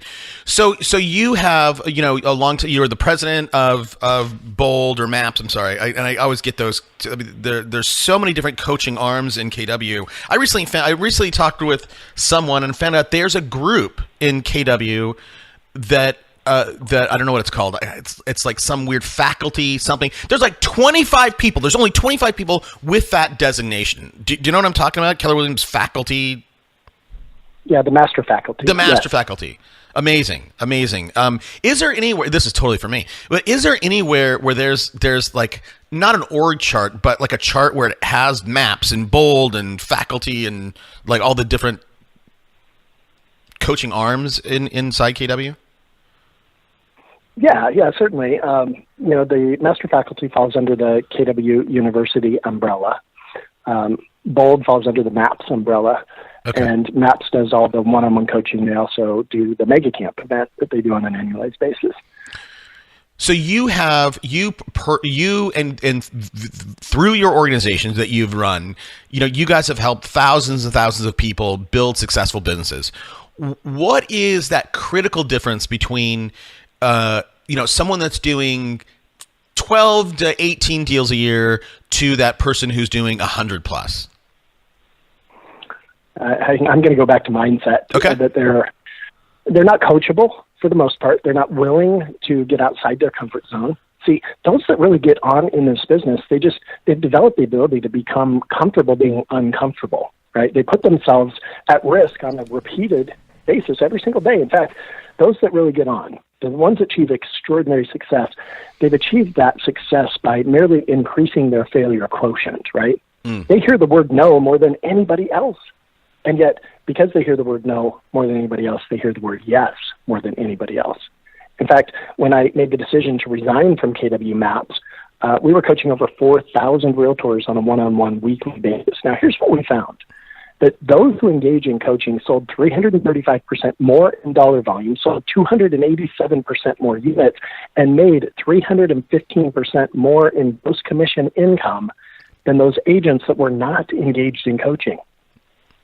And I think the difference really is a fixed mindset versus an open mindset, a scarcity mentality versus an abundant mentality. Mm-hmm. I mean, let's face it, if you could spend an hour with an agent that is just the best in their field, I mean, somebody who's closing over 1,000 transactions a year, would you take that opportunity to spend an hour with them?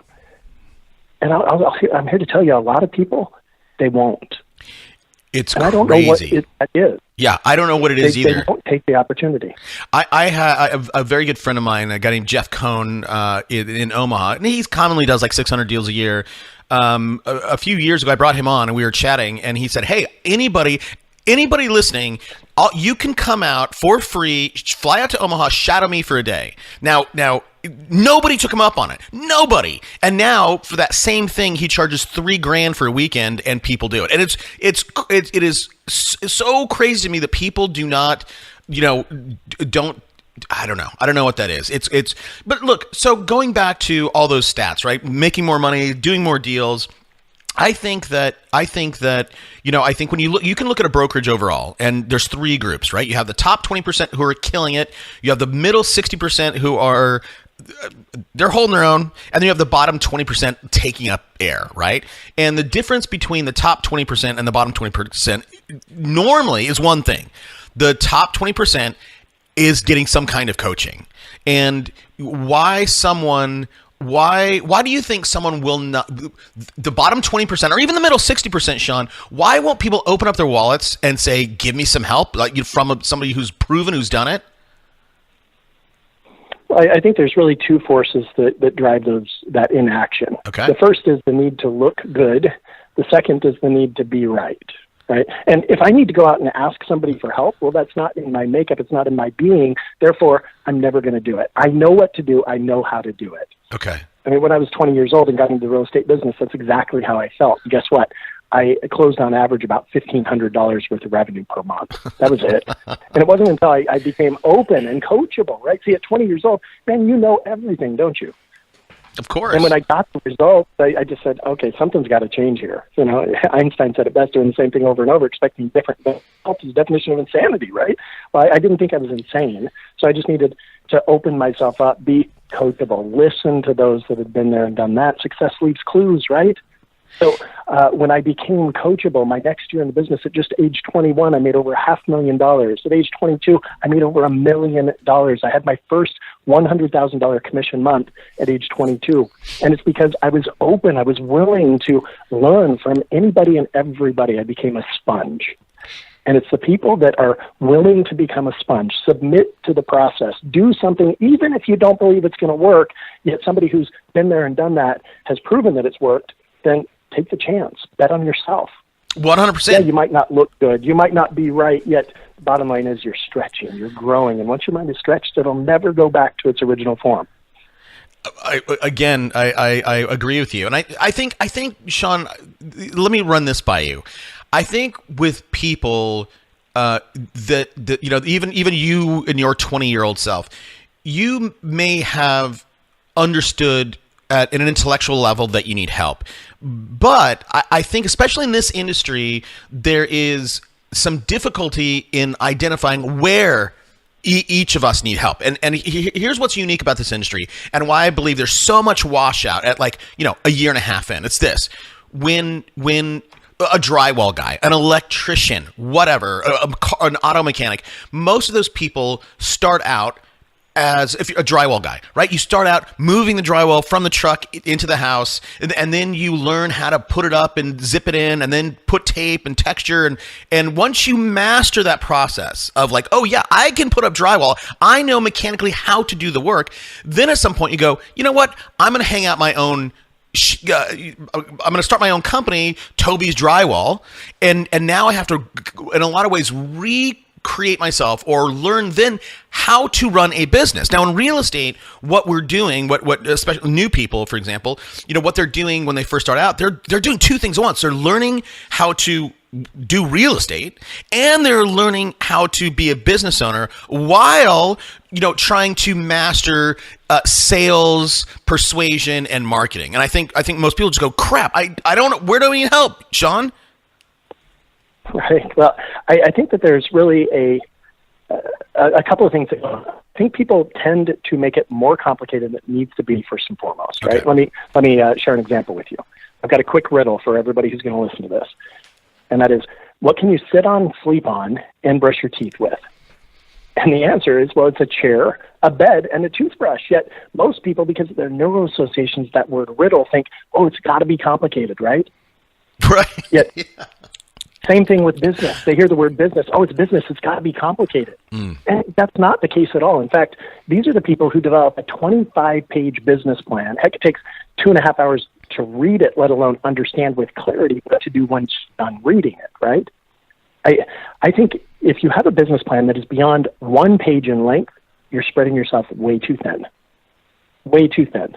So I've developed a methodology, a model that allows us to not only create a 1-page simple business plan that you can review in 10 minutes and know with clarity what to do once you're done reading it, yet it also helps you develop your organizational chart and create a middle level of management so that you don't fall victim to what most people do is they get into business, they find some success, then they start hiring people and they build a really flat org chart. They've got 8 or 9 direct reports and wonder why they're working 70 hours a week and they don't have a life anymore, right?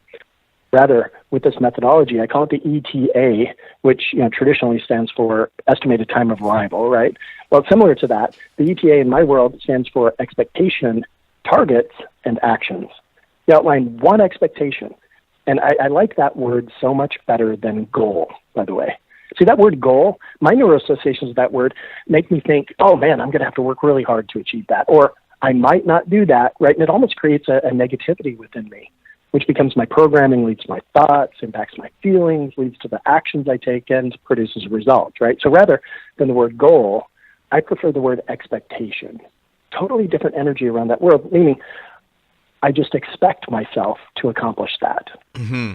So once we outline the expectation, then we outline 3 to 4 different targets. Now, targets are interim expectations that are measurable, yet they're not grounded in a singular or specific activity.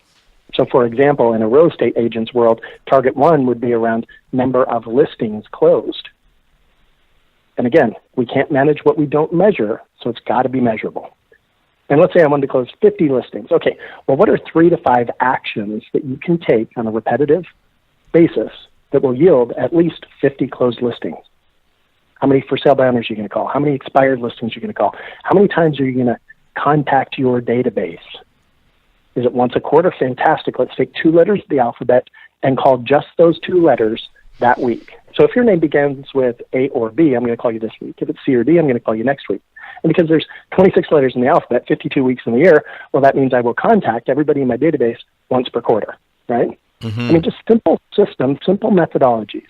And then target 2, of course, would be around number of buyers closed. Now, what are your 3 to 5 actions? Number 3 would be listings and transaction management. Target number 4 could be around marketing, unless you house that inside your listing division. And potentially target 5 could be around bookkeeping as well. So we outline the targets. We help them build the plan, acting as a consultant, right? Then we outline the proven best strategies, the activities under each of those targets. Then we assign by who and by when, and Toby, here's where the magic occurs. Assigning by who and by when to each of your targets really creates your future organizational chart. Meaning, if you're to draw a hierarchy bubble org chart, right, that top circle is usually CEO, right? Yeah. Yet rather, let's just put expectations in that top circle and recognize, well, that's you on your org chart. You represent the expectation. Your target 1, 2, 3, 4, 5, well, those become your direct reports. And then the actions, of course, would report directly to the target position. Helps you develop a middle level of management. And then we do some really fun and interesting things with compensation. I heard from Gary Keller once. He said, you've got to use compensation as a weapon. And I've developed some very interesting proprietary compensation models that ties up a very talented person for a minimum of 5 years. With vesting rights. Wait. I want to listen, Sean. This is great stuff. I want to hear that, but just let me go back for a second, because you are, a super mindset guy, or it sounds like on this call. I love your, changing goals to expectations, because if I think of the word goal, if I see that in my mind, it looks far away to me. I mean, just in my mind, the vision I have in my head, that looks far away, and expectation to me seems like sitting in my living room. It's just right over there, right? It's like, so I've never thought of it that way, and I think that's super interesting. Now, as you are talking to us about these 3 to your expectations, and then the way that you've sort of modulated it or put it in pillars. Here's what I really want to ask you, and there's so much to talk about that it's this: is the notion of language and neurolinguistics and the way that you work things, is that core in how you help people shift their mindset? Neurolinguistics is something I've definitely studied, and I encourage you all to study that, especially as it relates to script development, your ability to influence others to make a decision, the use of embedded commands, analogical markings, adverb, temporal, and automatic presupposition language patterns, cause and effect language patterns, pacing and leading strategies. Guys, these are the things that politicians use to bend the senses, right? And the more influential you are on a listing presentation, the more chances you are of getting the listing, no doubt. So me as a consultant, as a coach, I've got to be influential because I know what works. I have studied the proven best practices. I mean, frankly, I've trained, coached, consulted with over 100,000 realtors. I'd have to be an idiot not to know what these patterns are, right? So I've identified that cause them to be successful, and I've also identified the patterns that cause failure. And really, do you mind if I kind of switch topics here? No, yeah, go ahead. Simple six-step secret, a plan, if you will, that will get you from where you are today to where you want to go. Okay. And, after interviewing thousands of top producing agents, every one of these steps is undoubtedly ingrained in their business models. So the first of the 6-step plan is have a plan, right? Have a plan that provides you as well as everybody in your team with absolute and massive clarity. See, clarity is power. And by the way, most businesses, like when I was working with McDonald's, right? I went up to Hamburger U and presented to them a few times. They suffer from the same symptoms that real estate agents do, and the symptom is complexity. Do you recognize that when you pull up to that drive-thru at McDonald's, there are over 420,000 different combinations of what you could potentially order? That's complexity is abound, right? Wow. Yeah. Okay. And so what we need is a plan that cuts through the complexity, because complexity is the enemy of clarity. And if at any time in your business model you have mist within your mind, well, it becomes the fog within your organization, right? So have a plan. Second, engage in proven best practices. Now, here's the trick. How do you know what the proven best practices are? Mm-hmm. And that's why at Icon, we developed this hub of real estate knowledge where we interview the best in the business, the highest producing realtors in this business on the face of the planet. We dissect their models, we understand their models, and then we share those models, and we help our clients implement them quickly. And implementation is critical, by the way. I just want to say one thing about that. The difference between extraordinary success in this business and average or below average results is merely speed of implementation. Implement quickly. Fail as fast as you possibly can.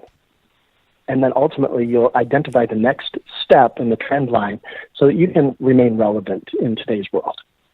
So number 3, develop standards and expectations that will allow you to accomplish your expectations. Now, once you implement standards in your team, you've got a choice. You can either shrink the standard to meet the person or stretch the person to meet the standard. And those that are really doing well in this business, they're stretching people every day. Number 4, measure your progress. Yeah. I mean, let's face it, if I wanted to lose 10 pounds and I never weighed myself, well, chances of me accomplishing the expectation would be slim to none, right? Yet, if I'm really hyper-focused on achieving this expectation, well, I'm going to measure myself every single morning. I'll probably even measure myself before I go to bed just so that I can remain consistent with the things that will allow me to lose 10 pounds. So measure your progress. And there's really 5 things that you want to measure around. Okay. The first is lead generation, number of contacts. Got to make it measurable. Can't manage what we don't measure. Yep. Number 2, lead follow-up. Number 3, negotiating offers. Number 4, going on appointments. And finally, practicing your craft, practicing your scripts, practicing your dialogues, implementing it to the point that becomes part of your sales vernacular. Split test it. What works, what doesn't work. Constantly evaluate your repetition. You get a result you don't like? Fantastic. What could I have done differently? How could I have gotten that appointment? And constantly just measure your progress. Number 5, engage in accountability. Accountability is at the core of everybody who's achieved extraordinary success. And that's, I think, the biggest challenge in this business, is that we got into this business for one of a few reasons, right? We wanted freedom, we wanted flexibility, and we wanted wealth. And yet we chose freedom and flexibility first and never got around to the wealth. Why? Because if they just engaged in accountability to begin with, see, I know this doesn't sound right, yet discipline creates freedom. Discipline creates flexibility, and discipline creates wealth. And with discipline, it really at the core of that is the accountability factor. And then number 6, just be open to change. In essence, erase the board of your achievements every single day. Don't do what I did, get drunk on the wine of your own success, the Midas touch, right? No, there's a new model out there that could sweep you out of this business tomorrow. Look at what happened to Blockbuster with Netflix, right? Look at what is happening right now to the taxi companies with Uber and Lyft and all these other companies that just developed a new model, and they're just being wiped off the face of the planet. Here today, gone tomorrow. So you got to be open to change. I love it. I love all this and stuff. Go ahead. Well, inherent in the open to change is you continuously got to be benchmarking and trending. What is the next step on the trend line? And then what's the model of the future?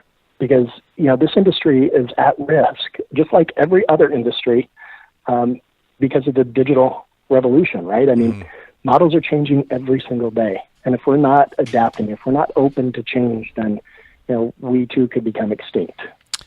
Absolutely, and there are some different models that are raising a lot of money right now.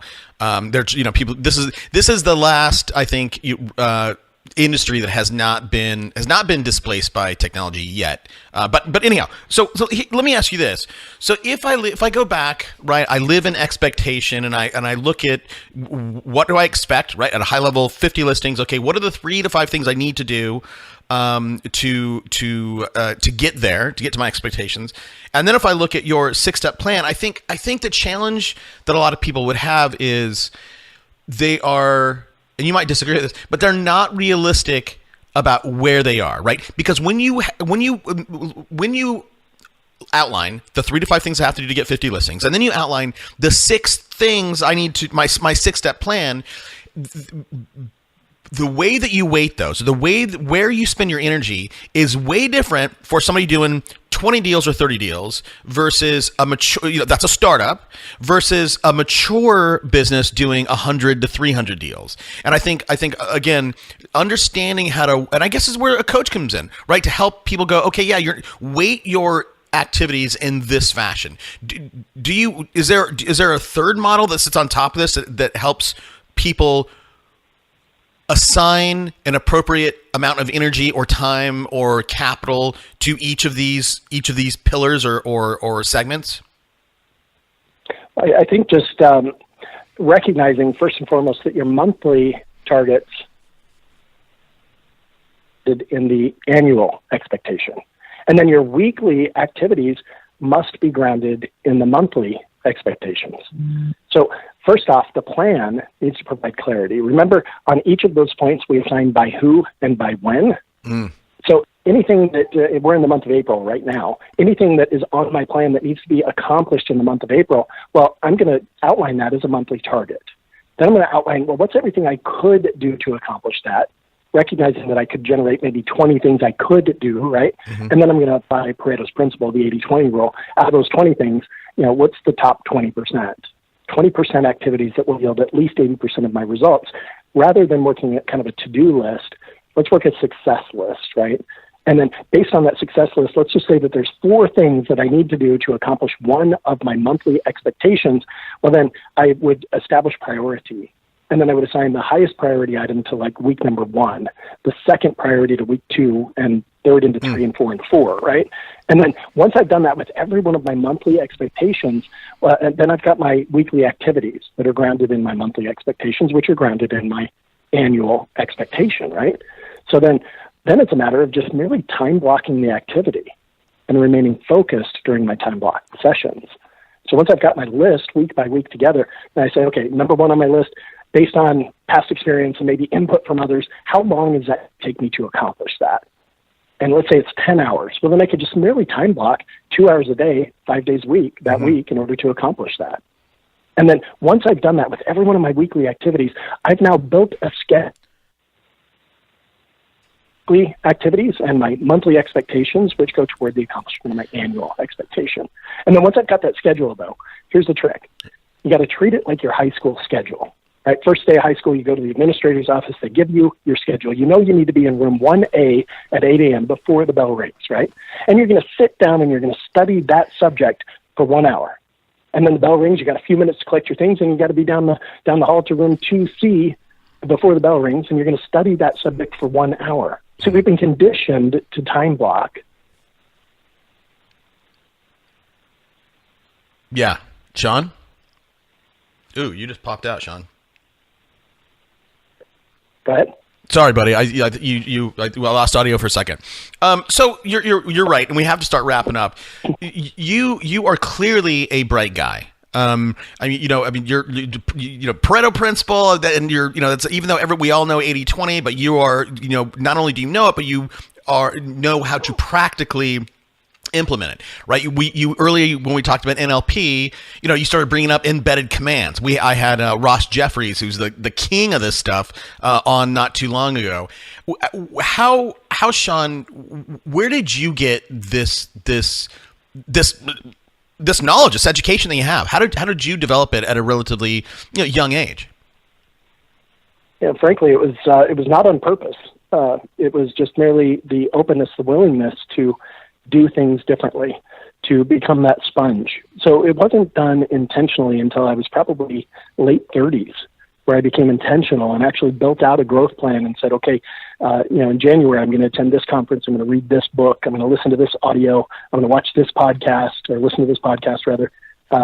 Yet it was just strictly entrepreneurial. And I wish it were more intentional.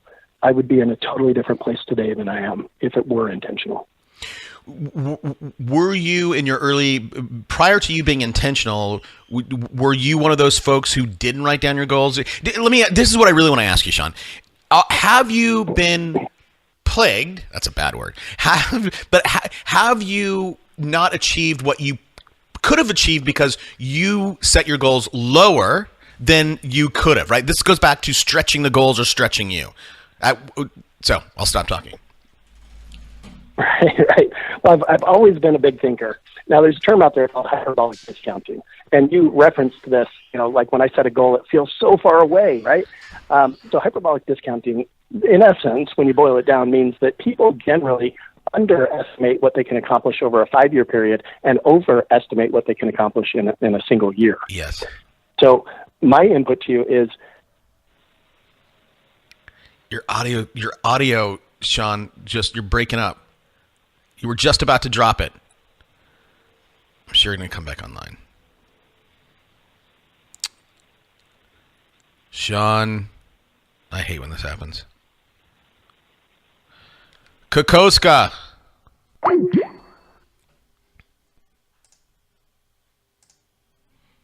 Calling this dude back. Hang in there, everybody. We'll get Sean back.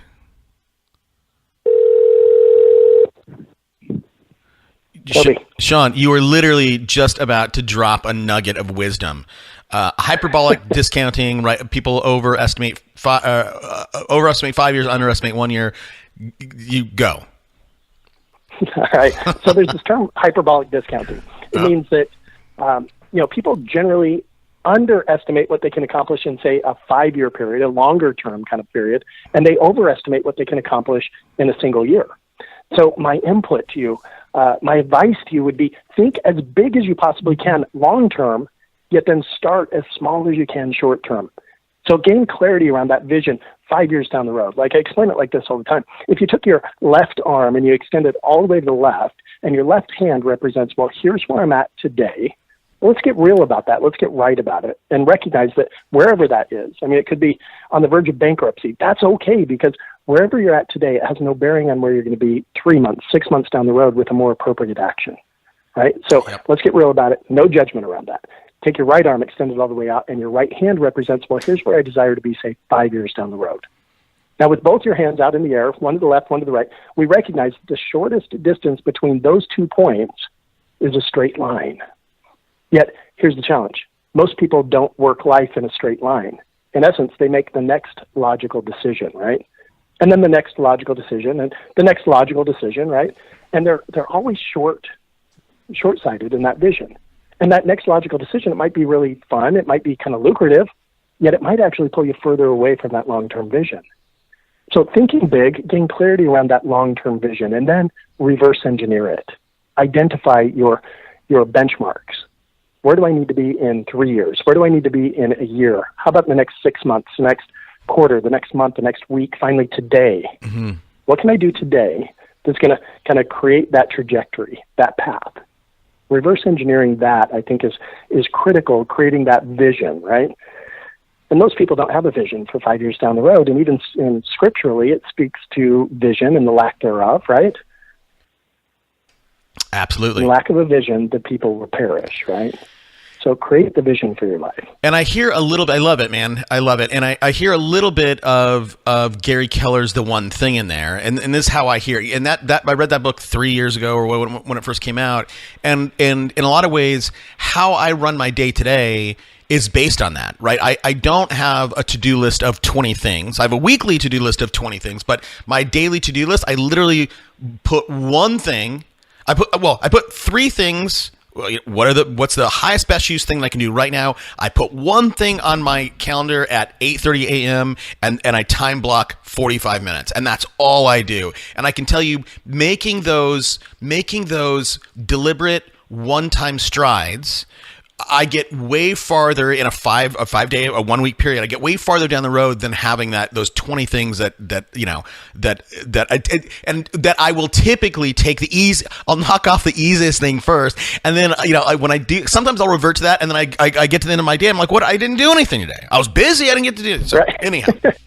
I'm sure that that's is the problem with to-do lists, right? Is that we all want that payoff. We want that release of endorphins where you get that when you cross something off the list, right? So inherently, we just tackle the easiest thing first, and rarely is that the thing that's going to move the needle for you or your organization. Yes. So rather, set 3 expectations a day. Perfect. Meaning, I'm not going to do anything until I knock these 3 expectations out. Now, think about this. 365 days in a year, right? 3 expectations a day. Imagine how many expectations you're knocking down. It's a lot. It's over 1,000. It's not bad. And provided they're the priority items within the organization that are going to move the needle, well, then you're way ahead of everybody else. And here, let me tell you what I do, and I'm sharing this with you to share with everybody else. But what I will do is I have 4 things. I have session 1, session 2, session 3, session 4. I will put a focus time down, right? 30 minutes, 45 minutes. I'll put down my focus. This is what my focus is. I start the timer, and before I start, I write down the outcome that I want from this. What is my desired outcome for working on this topic? And then I'll finish it. After my time block, my 45 minutes, I'll revisit it. I'll have a quick kind of like review of it and go, okay, how closely was I on target, right? How closely was I disciplined for that 45 minutes? How closely did the outcome that I want to achieve, match, or how far did I get towards that? So I agree with you, man. It's the whole notion of if you can improve yourself by 1% every day, in 1 year, you'll be 365% better. Anyhow, all right. We always ask Sean for a book recommendation. So here's the setup. I'm going to give you a disclaimer, man. No Keller books because they come up too much. So here's the, I'm sure you have a billion books. Here's the setup. I'm an aspiring agent. I have $25. What book should I go read or buy right now? Great question. I'm going to go back to my marketing Bible. It is the book Positioning by Trout and Rice. Now, this was written 25 years ago, yet the marketing principles, the sales philosophy, apply just as much in today's digital world as they did back then. So that would be my number one recommendation. Hold on. Trout and Rice. Okay. I've never heard of this one. Thanks for bringing it up. They also wrote the 22 Immutable Laws of Marketing. Same basic message, just a little bit easier to digest. So you might consider that one as well. I have that one, and I have that one, and it is pretty relatively dense, and they're talking about big brands and all that stuff. But hey, everybody, if you want to get this book, Positioning: The Battle for Your Mind by Al Rice and Jack Trout, get a copy on us. Just go to audibletrial.com/superagentslive. Get a free copy. Hey, Sean, appreciate you coming on. Where can people, I'm sure this is an episode, I believe, that a lot of people, two things are going to happen. Number one, I think that people are going to be doing the rewind to go, what did he say? Like, what is that again? I'm sure there are people out there scribbling notes and other people just going, dude, I just got to listen to that again. Where can people find out more about you? And is it even possible for you don't work with people on a one-on-one basis anymore? No way, right? We do. Absolutely. I've got several certified coaches here at Icon Coaching, and we definitely work with people on a one-on-one basis. But you don't. If you want to find out, I do. Oh, I do. Okay. Absolutely. Okay. In fact, I just had somebody in from Dallas yesterday. We spent the entire day just hammering out his business model. And it was just a powerful, powerful session. And his career's trajectory is going to be off the chart because we spent a full day together and it was just a blast. So, if you want to find out what it's like to maybe work with Icon, you can just simply go to iconcoachinre.com. And it's just engage in a free strategy session. What we'll do is we have our participants, they rate themselves and their business on 10 different points of business development, leadership, and productivity. And then based on those ratings, we'll identify, well, what's happening that caused you on a scale of 1 to 10 to say give it a 4 instead of a 10, get our minds around that. And then we'll talk about a plan that would help you bridge the gap effectively. So we'll apply models, systems, and potentially tools that will help you bridge that gap quickly. So it's free. Takes all of about 40 minutes to complete the strategy session, and no hard close, no pitch or anything like that. Yet if you want more, there's certainly an opportunity to engage us. And here's one of the biggest challenges, Toby. Now, I wanted to make sure that this was covered. One of the biggest challenges that we all face is that every level of success requires its own combination of what we do, how we do it, and who we do it with. However, that combination of what we do, how we do it, and who we do it with that got us to our current level of success, well, it doesn't automatically transform into a better combination of what, how, and who that's going to get us to the next level of success. Meaning we can't keep doing the same thing and expecting a better result. So be open, guys, open to change, open to different perspective, and definitely open to new models in the future because the changes are coming. There's no doubt. Well, I agree with that. Real quick, just so I understand this, how is what I do, and this goes back to that the what do you brush your teeth with and sit on? Like, I may be overcomplicating this, Sean, but how does what we do differ from how we do it? Because I can make an argument that those two are the same, and so tell me, can you explain how those two are different? And maybe I'm just again overcomplicating it. Yeah. So what we do would be, for example, for sale by owner campaign. Okay. That's what we do. Okay. Now, how we do it is something a little bit different, right? You might do it different than I do it, and just being open to different perspective, different scripts, different dialogues, different process, methodology. To how do we nurture those people? How do we add value to them, and how do we ultimately position ourselves, going back to the book, right, to when they think real estate, they think us. And that's what we want them to do. And so that made sense to me. So does your organization, Icon, number one, help the person that says, I don't know what to do. And do you have a methodology to go, okay, hey, one of your pillars should be FSBOs, another one of your pillars should be expireds, another part, your sphere of influence. These are all the things on the what. And then the how, here's why I see a lot of coaches, especially like sort of at the early stages, fail is that not everybody, like on a disc, I'm 99D999, and there are other people. So I'm going to handle an expired campaign the way in that method, right? So I'm going to be a phone call guy. I'm going to be on you, right? That's the kind of guy I am. There are other people who are, high C, and they're like, I don't want to make that phone call, and then so another how to handle an expired or FSBO is direct mail. Right? Or some kind of, trying to target them, with Facebook ads or something. Do you help people, number one, on what they should be doing, and then how they should be doing it based on their personality and business life cycle? Yes, and the how really has to do with knowledge, attitude, skills, and habits. And we'll work on each of those areas, the last being the most critical. See, there's a really smart guy, F.M. Alexander. He said, people do not decide their futures, they decide their habits. And their habits decide their future. Yet let's have a real honest moment here, Toby. Consciously, we set business plans, right? Consciously, we set goals or expectations. Yet, where do we generally form habits? Is it consciously or subconsciously? Subconsciously, for sure. Undoubtedly, something happens, we react a certain way, we get a result, and next thing you know, that same thing happens and we act exactly the same way. Rarely do people actually question their actions. In fact, researchers estimate that only 2% of the time are we free thinking, meaning 98% of the time it's habit. Let me digress. I just want to share a real quick story. Sure. my wife and I are high school sweethearts, right? We started dating when we were 16 years old, and I had one of the greatest ahas of my life at a very early age. I was just 17 years old. My wife and I decided we're going to go see a movie.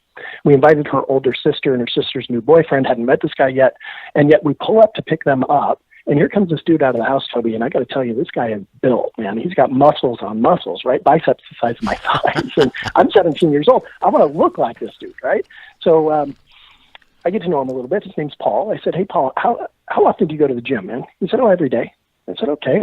How long do you spend at the gym to look the way you look?" And he said, "Well, it varies. Sometimes I'm feeling really good. I'll go like 2.5 hours. Yet every day, at least 2 hours every day." I said, "Seriously, Paul, 2 hours every day? How do you find the motivation to do that every day? I'm having a hard time getting there, once, twice a week, let alone every day for 2 hours." And this was the aha, Toby. He looked at me like it was crazy, and he said, "Sean, it's just something I do." Mm. So you get the point? Mm-hmm. I mean, this is who Paul is. This is what Paul does. This is Paul's self-image. It's part of his paradigm, right? And because of that self-image, because of bringing that activity to the point of automaticity, Paul gets to look the way Paul looks. Mm-hmm. So a question for everybody on this line is, or listening to this podcast rather, is, how about you? I mean, what's that habit that's lacking from your current career and your current activities that if you just showed up at the office every day and you just did that your business would grow, your lifestyle would improve, your income would improve? What is that? And bringing conscious awareness to that activity and then applying, discipline and routine and coaching and accountability to that activity to the point that, it's 95% habit and 5% discipline.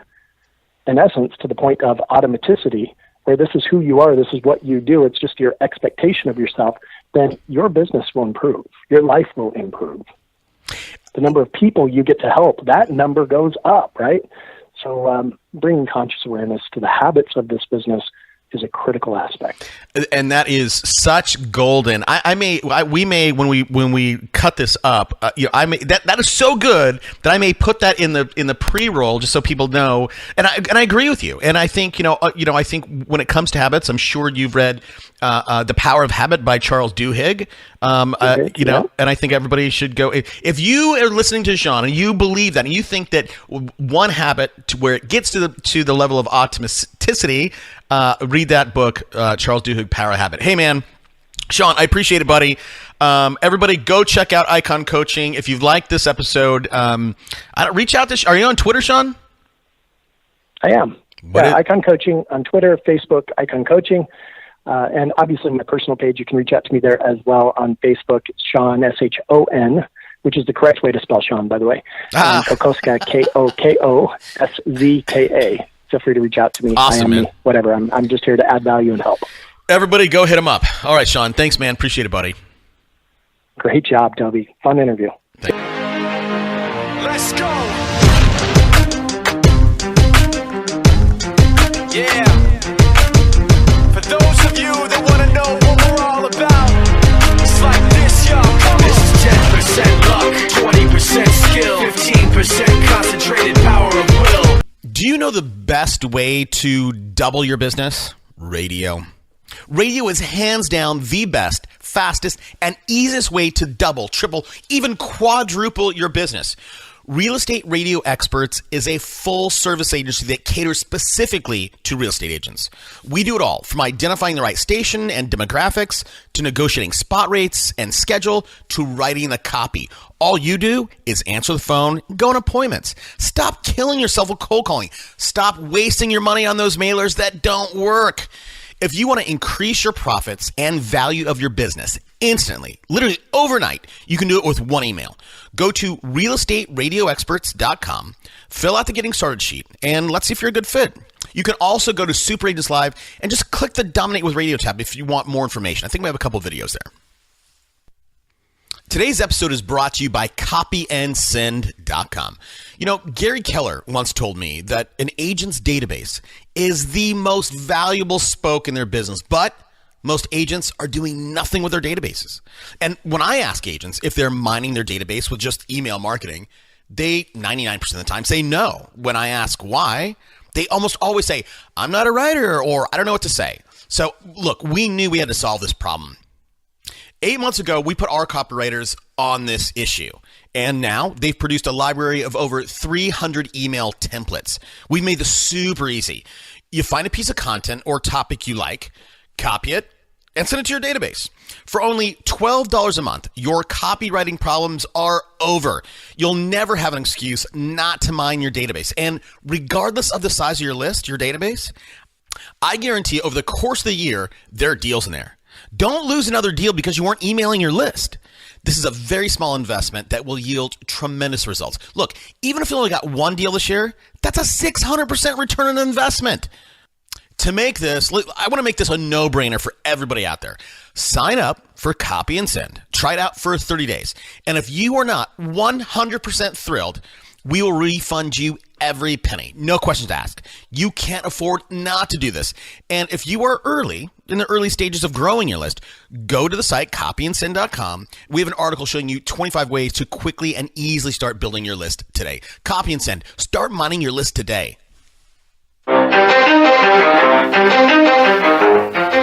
Welcome to Super Agents Live. This is the one place where you can come and hear the most successful people in real estate. You'll hear how these super agents built their businesses, how they stay productive, and how they stay motivated. Who am I? My name's Toby Salgado, and I made my first $1 million in real estate. Yeah. And I'm your host for the next 30 minutes while we talk to yet another amazing real estate entrepreneur. Stay tuned. Let's go! Yeah! Hey everybody, what's up? How's it going? Man, exciting stuff. Spring's here. Spring break's happening. Hopefully you're not getting sidetracked. Hopefully you're focusing on what you should be doing. Now, let me just get to this episode. First of all, this guy is a guy. Today's guest is really, I would say, a mix between Australia's Tom Ferry and Gary Vaynerchuk, if Australia had a Gary V. And this whole episode, him and I, we talk about what he's doing and how he helps people in real estate. But we spend an inordinate amount of time, and that's a bad word, inordinate. We spend a lot of time talking about marketing, and it was really funny. It's great to talk with someone who has an extremely strong grasp on marketing, and as well as kind of sees the world like you do. So him and I kind of see this, we talk a lot about marketing. All right, just get to it. You're going to love it. I want to share a few things. I'm going to ask you for something. Sorry. Hey, if you guys like the show, you know what would help us a lot is if you went and gave us a rating in review on iTunes. Now, look, I've been looking, I spent the first probably 2 years of the show not looking at ratings. And now I'm looking at ratings. Every day, every single day, it gets more and more competitive to have a top 100 show on iTunes. I mean, we do it. But I'm seeing much more modulation in where we are. One day we'll be number 73, and then the next day I'll see us drop to 114. I'm like, that hurts. And then I'll look and I'm like, what the heck just happened? We are down at like 136. So, there's a lot of ways we could juice that. We want to do it with just good content. But if you guys like what you hear, do me a favor, do us a favor, do this industry a favor. Go to iTunes. And you can and just subscribe if you haven't subscribed, number one. But number two, give us a rating and review. Now, the last thing is I typically will only run 2 commercials. I ran them, okay, radio and Copy and Send, which Copy and Send all you guys should get. But I just want to tell you about 2 more things that we do that you may or may not be aware of because I rarely talk about them. Number one, you guys should have a podcast. And we have a podcast production company called Viralcast with a K. Go check it out. Number two, we have a little group coaching thing. It's $99, and you get to spend an hour with me. And that's schoolofprofits.com. So go check it out. If any of those are interest you, great. If not, and you are making all the money and have the life of your dreams, that's great too. All right, let's get to today's ep. Today on the show, man, you know what we've been doing lately? We've been bringing you guys super famous people that you probably don't know, right? We recently had the Michael Jordan of copywriting, Brian Kurtz. We had the Michael Jordan of direct response marketing, which was Dean Jackson. And today we have all the way from Australia, a guy that is huge, and he's the renegade marketing coach. I'm thrilled to welcome Glenn Twiddle. Glenn, thanks for taking the time. Man. Thanks for having me, bud. I'm honored.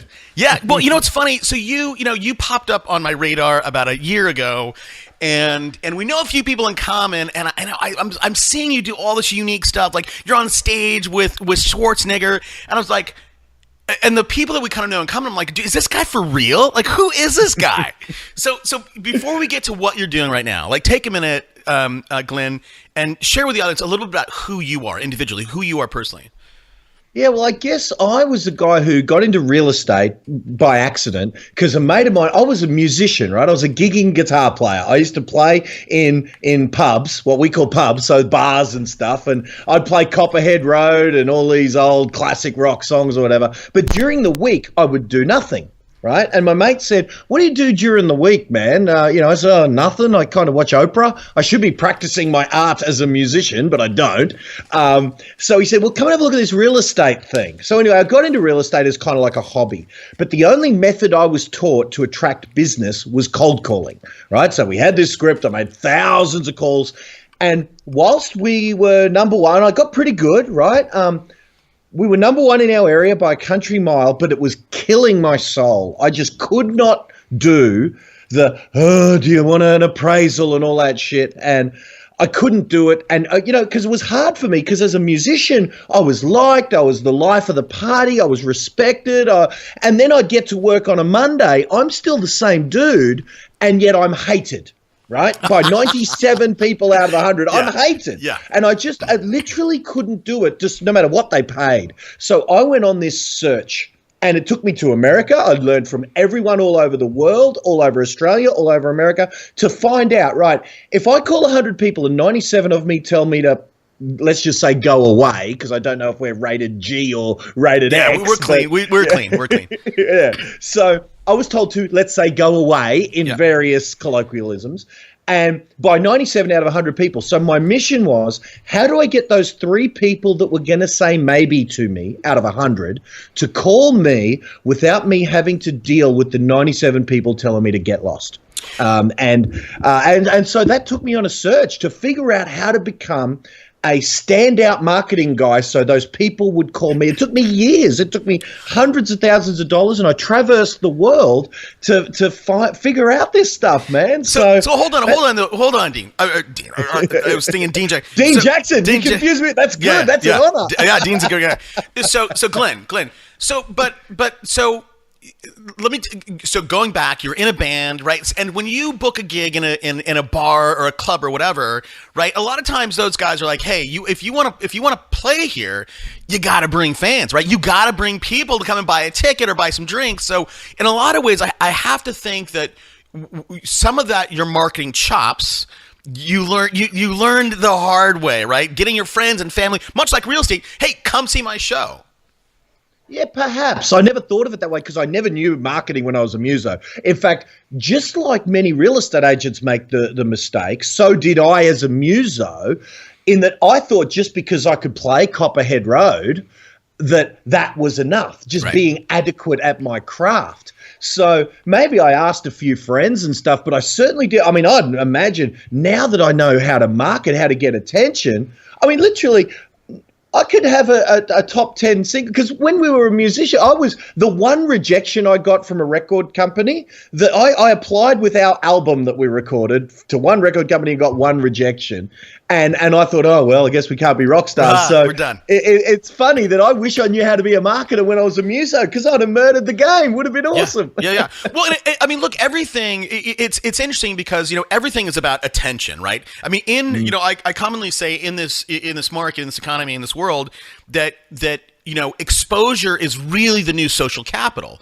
And if we think about whether it's selling a record or look, we're all selling ourselves. We're all in 2017, we're all our own personal brands. So tell me what you were doing a bunch of outbound calls. Your soul was broken, right? What are some of the things as a renegade marketing coach? Like, when you traverse the world, tell us what you've learned. Yeah, I guess, Giant man, question. it was. I suppose the over encapsulating kind of answer, of which there are a few micro kind of things, is by getting to be the famous version of what it is we do. Right? Whether it's now I'm in the business of getting to be the famous version of a real estate coach. There's a million bloody real estate coaches. I don't know how it is in America, but over in Australia, man, the ratio of real estate coaches as a ratio to real estate agents is approaching 1-to-1. Yeah. Like there's almost one of me for every one of an agent, you know? So just like an agent trying to stand out in a sea of sameness, it's like we brought out a couple of years ago, I got to know and got to be mates with Josh Altman from $1 Million Listing. In fact, I'm on season 8 of $1 Million Listing, the only Aussie ever on there. And so Josh Altman, as the famous version of what it is an agent does, imagine someone out there in the community has just watched 6 seasons of $1 Million Listing and is a fan of Josh Altman. And then they're selling a home in LA and they call out, the agency, and they don't know who they're getting, and Josh Altman rolls into the door. Right? He's going to have a very different experience of doing business than his unknown counterpart. So really what the overarching answer to your question is, if you're the famous version, and you don't have to be on $1 Million Listing to be perceived as the famous version of a real estate agent in your local area, you don't have to be on $1 Million Listing to do that. But that's the thing. If you can be the celebrity version of being a real estate agent in your area, you've got a very different, people actually call you, and they feel honored when you roll in. They go, I remember one of my guys, Chris Gilmore, right? He was called in by this couple to sell a home in a suburban, I'm in Brisbane, Queensland, Australia. And so just an everyday home. And a young couple, maybe in their 30s, call in Chris Gilmore, one of my students.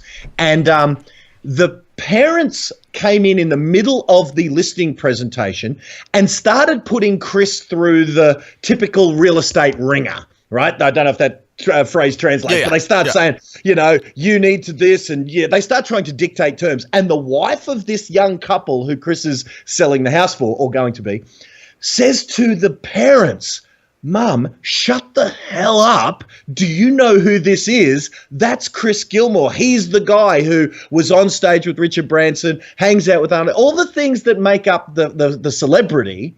And the young wife of the owner of the house, the wife of the young couple owner, they're chastising the parents, saying, don't you know who this is? As if, don't you dare disrespect our guest in our home, Chris Gilmore. So it's a very different experience for that, because, unless Chris had positioned himself to that couple as the famous version of it is, they would have treated him just like the parents were going to, with disdain and with disrespect, and putting him through the ringer, so to speak. So that's no. And I can certainly appreciate that, and I get that, and I think there's two things that I would like to know, and we can address them in different tranches.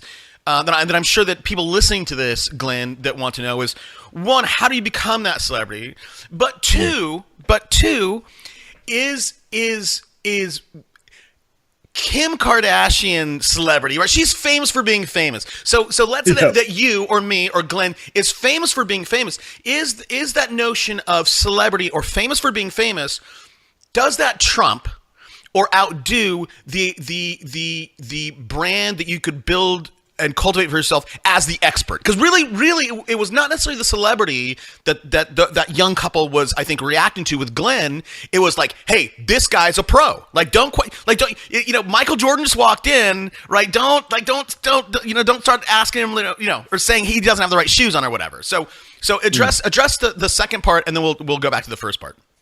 Well, I would say, and here's the scary thing, I would say that celebrity for celebrity's sake, depending on the level of celebrity, would trump what you're saying is the credibility thing. Here's the way I would quickly answer that. What would one think, what would one rate if we were in the personal training business, right? Because I'm on a bit of a fitness kick at the moment. I've got Schwarzenegger kicking my ass to lose weight. So I just got back 2 weeks ago. I saw that picture, by the way. You saw the Gold's Gym shit, man? That was nuts. So what would trump in the weight loss world? Who would be more successful, have an easier business life?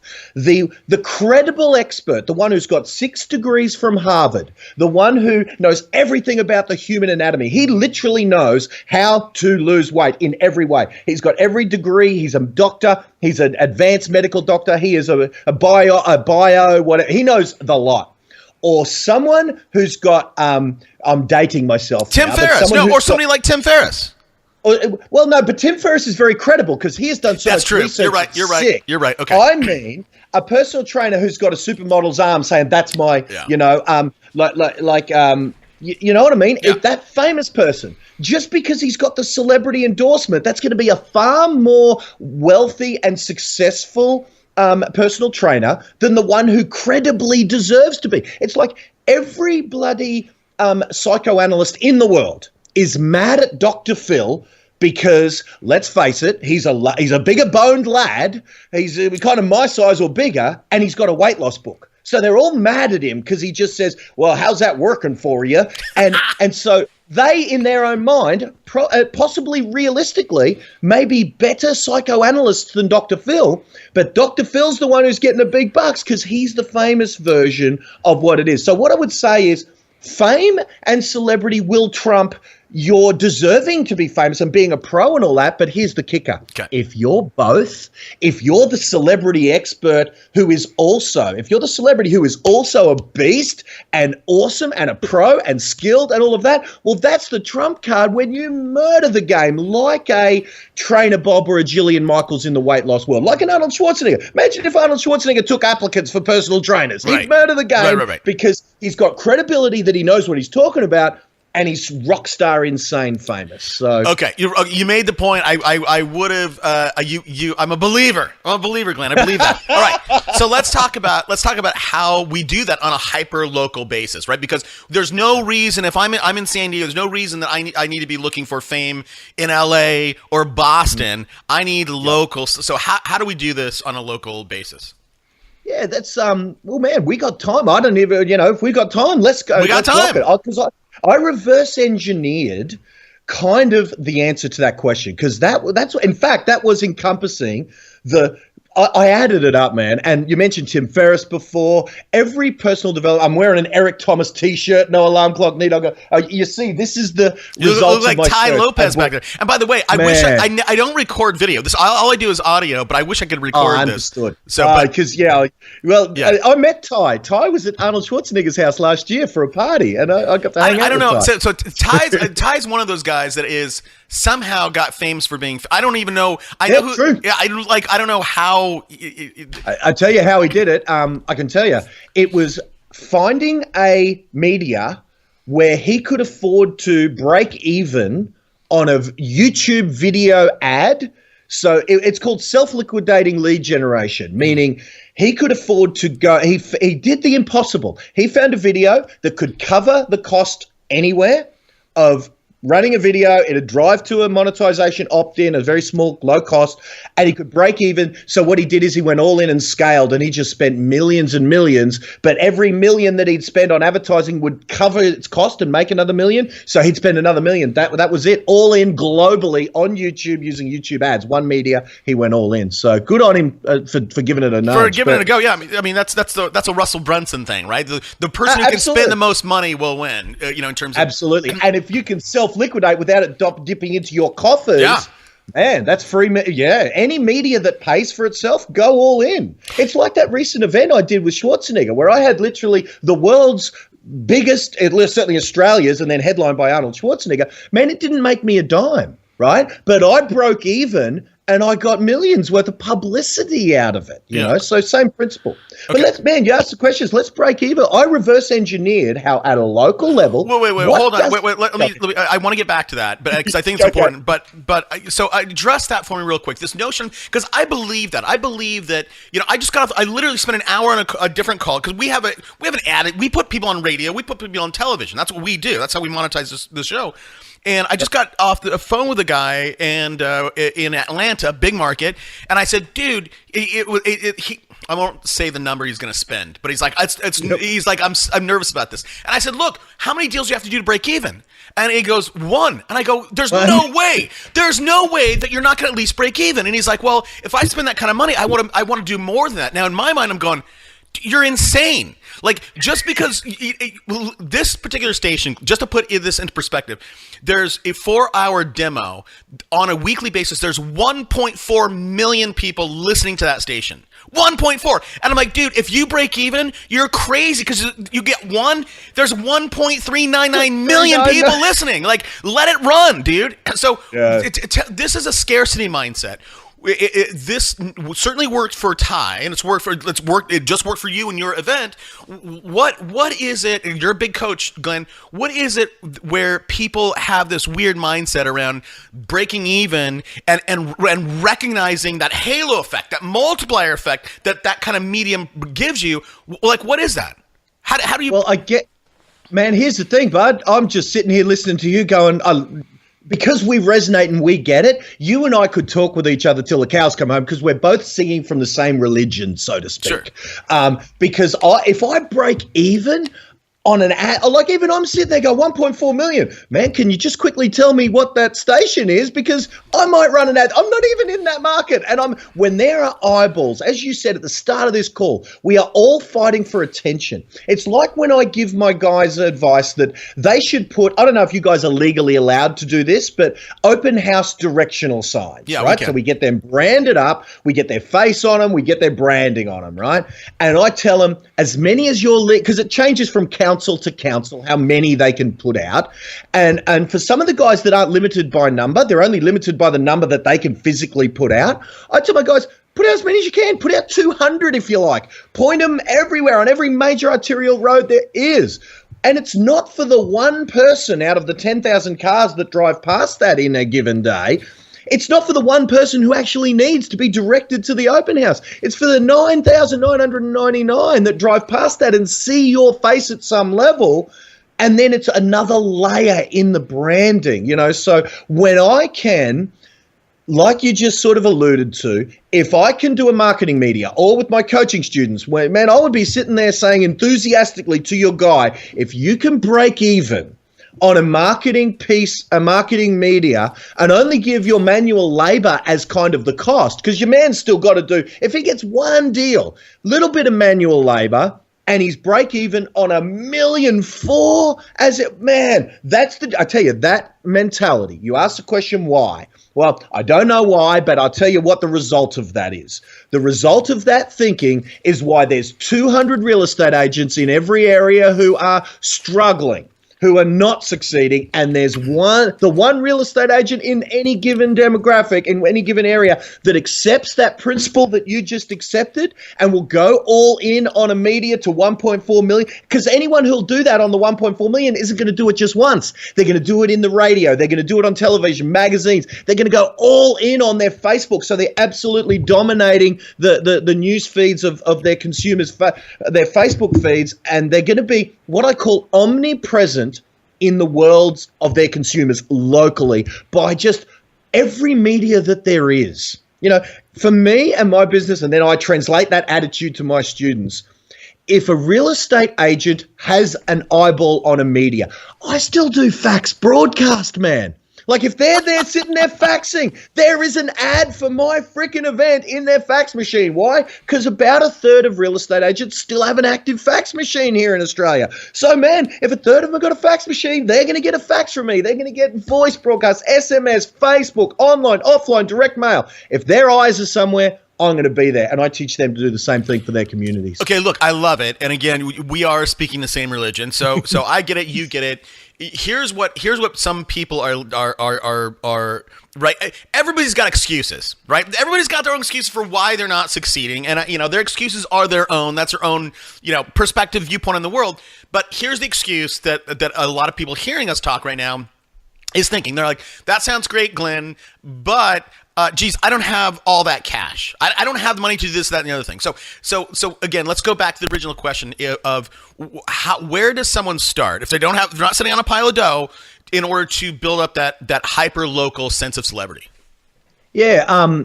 Okay, so we will get to the celebrity thing, but without the dough, you might have to do a little bit of manual labor marketing. Like if you got $0, it's time or then money. You can't afford to do anything. Yeah. Yeah, that's exactly right. So if you don't have a whole heap of cash, then you probably got a whole heap of time because you probably don't have a whole heap of listings. So you can go beast mode. You can be like, we're talking here. I'm down here in Australia. I'm wearing a T-shirt, and it is funny that this was an accident that I'm wearing a no alarm clock needed, my passion wakes me T-shirt, and it's 3 a.m. 3 a.m. Right? And look at the kind of energy you have, man, at 3 a.m. It's insane. but that's the difference. I'm willing to do whatever it takes to get on, to talk to you, man, because I've heard so many good things about the Super Agent Live podcast and all of that. So if you've got not too many listings, what are you doing at 3 a.m.? Get up at 3 a.m., do a little bit of, reading of this stuff, a little bit of walking on the beach to stay in shape or whatever, and do all your admin, between 5 a.m. and 7 a.m. Then the minute the ball drops at 8 a.m.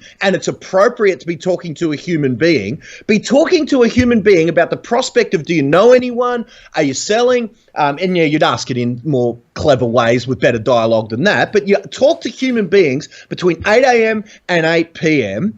Then after 8 p.m., you administer any hot leads that you get. So say someone did say, you come around and tell me what my house is worth tomorrow. Well, then from 8 p.m. till midnight, you prepare all your market reports and all your collateral or whatever.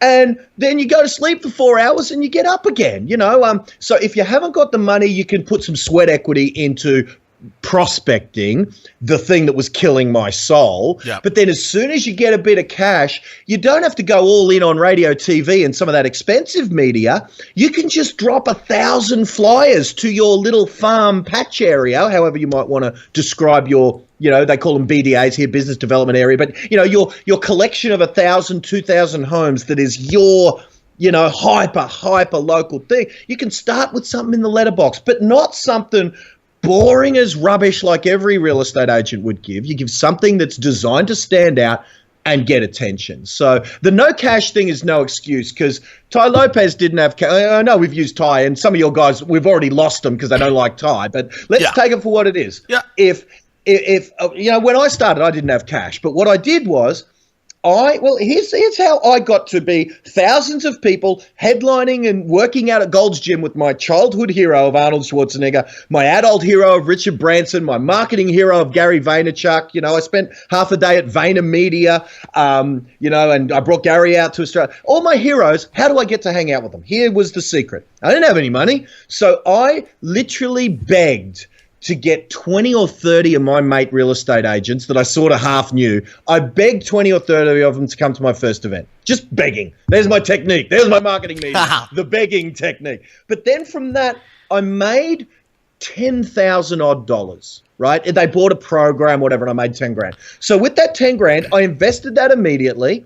And I did another event 2 months later, and 180 people came in because I had a $10,000 marketing budget. And I just kept the term I think they use in the casino is called parlay. Go all in. I just kept going all in, hand after hand. Then in 2013, after a couple of years of that, I reached out to Eric Thomas, E.T., the hip-hop preacher, and you haven't got video, so I'd show you the book, but Eric Thomas, E.T., he's just one of my favorite speakers. I reached out to him, and through one thing, I went to another level by bringing Eric Thomas out to this country who'd never been here before.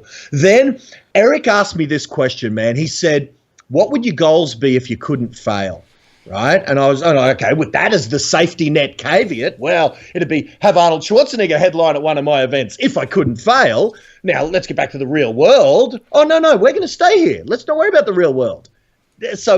And next thing you know, I'm doing that. So I just kept going all in, seeing what's possible, and everything's possible. So, the no money thing's no excuse because one little $1,000, you take a little budget, get one listing, get a $10,000 check, and then instead of buying a new BMW with that $10,000 check, live on whatever you need to live on, $1,000, and put 9,000 back into your next marketing piece. Yeah, you know. And I think the other thing too is, again, I said it when we first started recording. I said you're the renegade marketing coach, right? And you told me before we started recording, you said, hey, when everybody's zigging, I want to zag. And I think that, and again, you have to put in.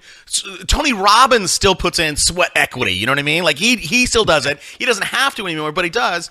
And I think, for that person who, you just have to have some kind of, every single morning, in every market, San Diego to Poughkeepsie, New York, every single morning news show, they're looking for content, right? Because it's all bite-sized crap, right? So what if you had some kind of unique story, a unique angle on, or unique prediction about what's going to happen to, you get a nice suit, and all you have to do, you can literally spend $149 on PR Web and send that out to a crazy number of journalists and radio stations, television stations, and you keep doing it enough times, they're going to go, who is this Glenn guy? Like, let's bring him in.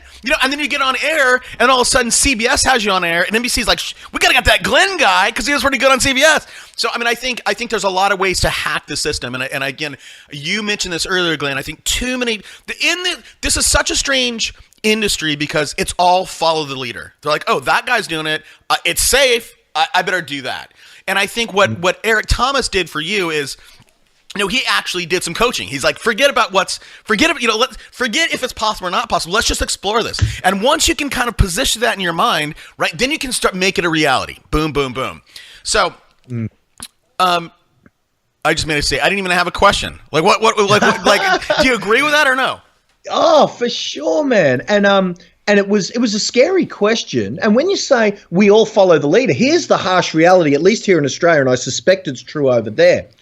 When you say it's following the leader, because the average real estate agent, like we've got agents of mine that are doing over 7 figures personally, right? And I know that because I've hung out with Bob Wolf down in Laguna Keys, some of the great beast real estate agents that are doing 7 figures over there in your area. But like here, most are not earning anywhere near 7 figures, and there are many earning under 6 figures, right? Most. And that's the majority. Yeah. And that's because they're following not the lead. They're not modeling what Bob Wolf's doing. They're picking and choosing the bits of what Bob Wolf's doing that they're comfortable with. Yeah. And they're modeling the wrong things in many cases. They're not modeling the get up at 3 a.m. and be ready for work by 7:30 a.m. They're modeling the bit where Bob Wolf says, have a lot of vacations. That's the bit they like. They choose the success menu and they cherry pick the bits they like.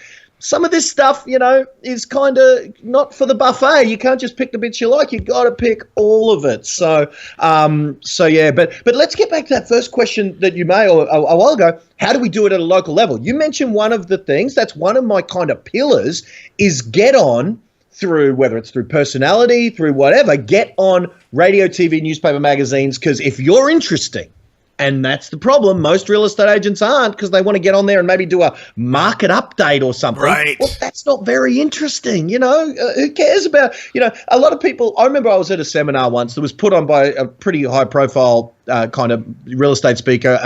And I don't know if he was just saying this because his corporate forced him to, or he meant it. Either way, it's unforgivable because it's a load of crap. And I think he knew it.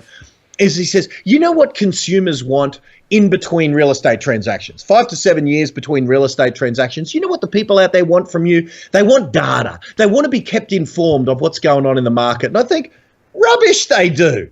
They want to know where they're going drinking this weekend. They want to know if Toby Keith is coming to town or Garth Brooks. They want to know what partner, if their wife is sleeping around. They don't care one bit about what we're doing in our business at all. So we want to give that radio, TV, newspaper, magazine, CNBC, whatever the case may be, something interesting to talk about. Like one of my guys, here's what one of my guys did to get all the media in his area.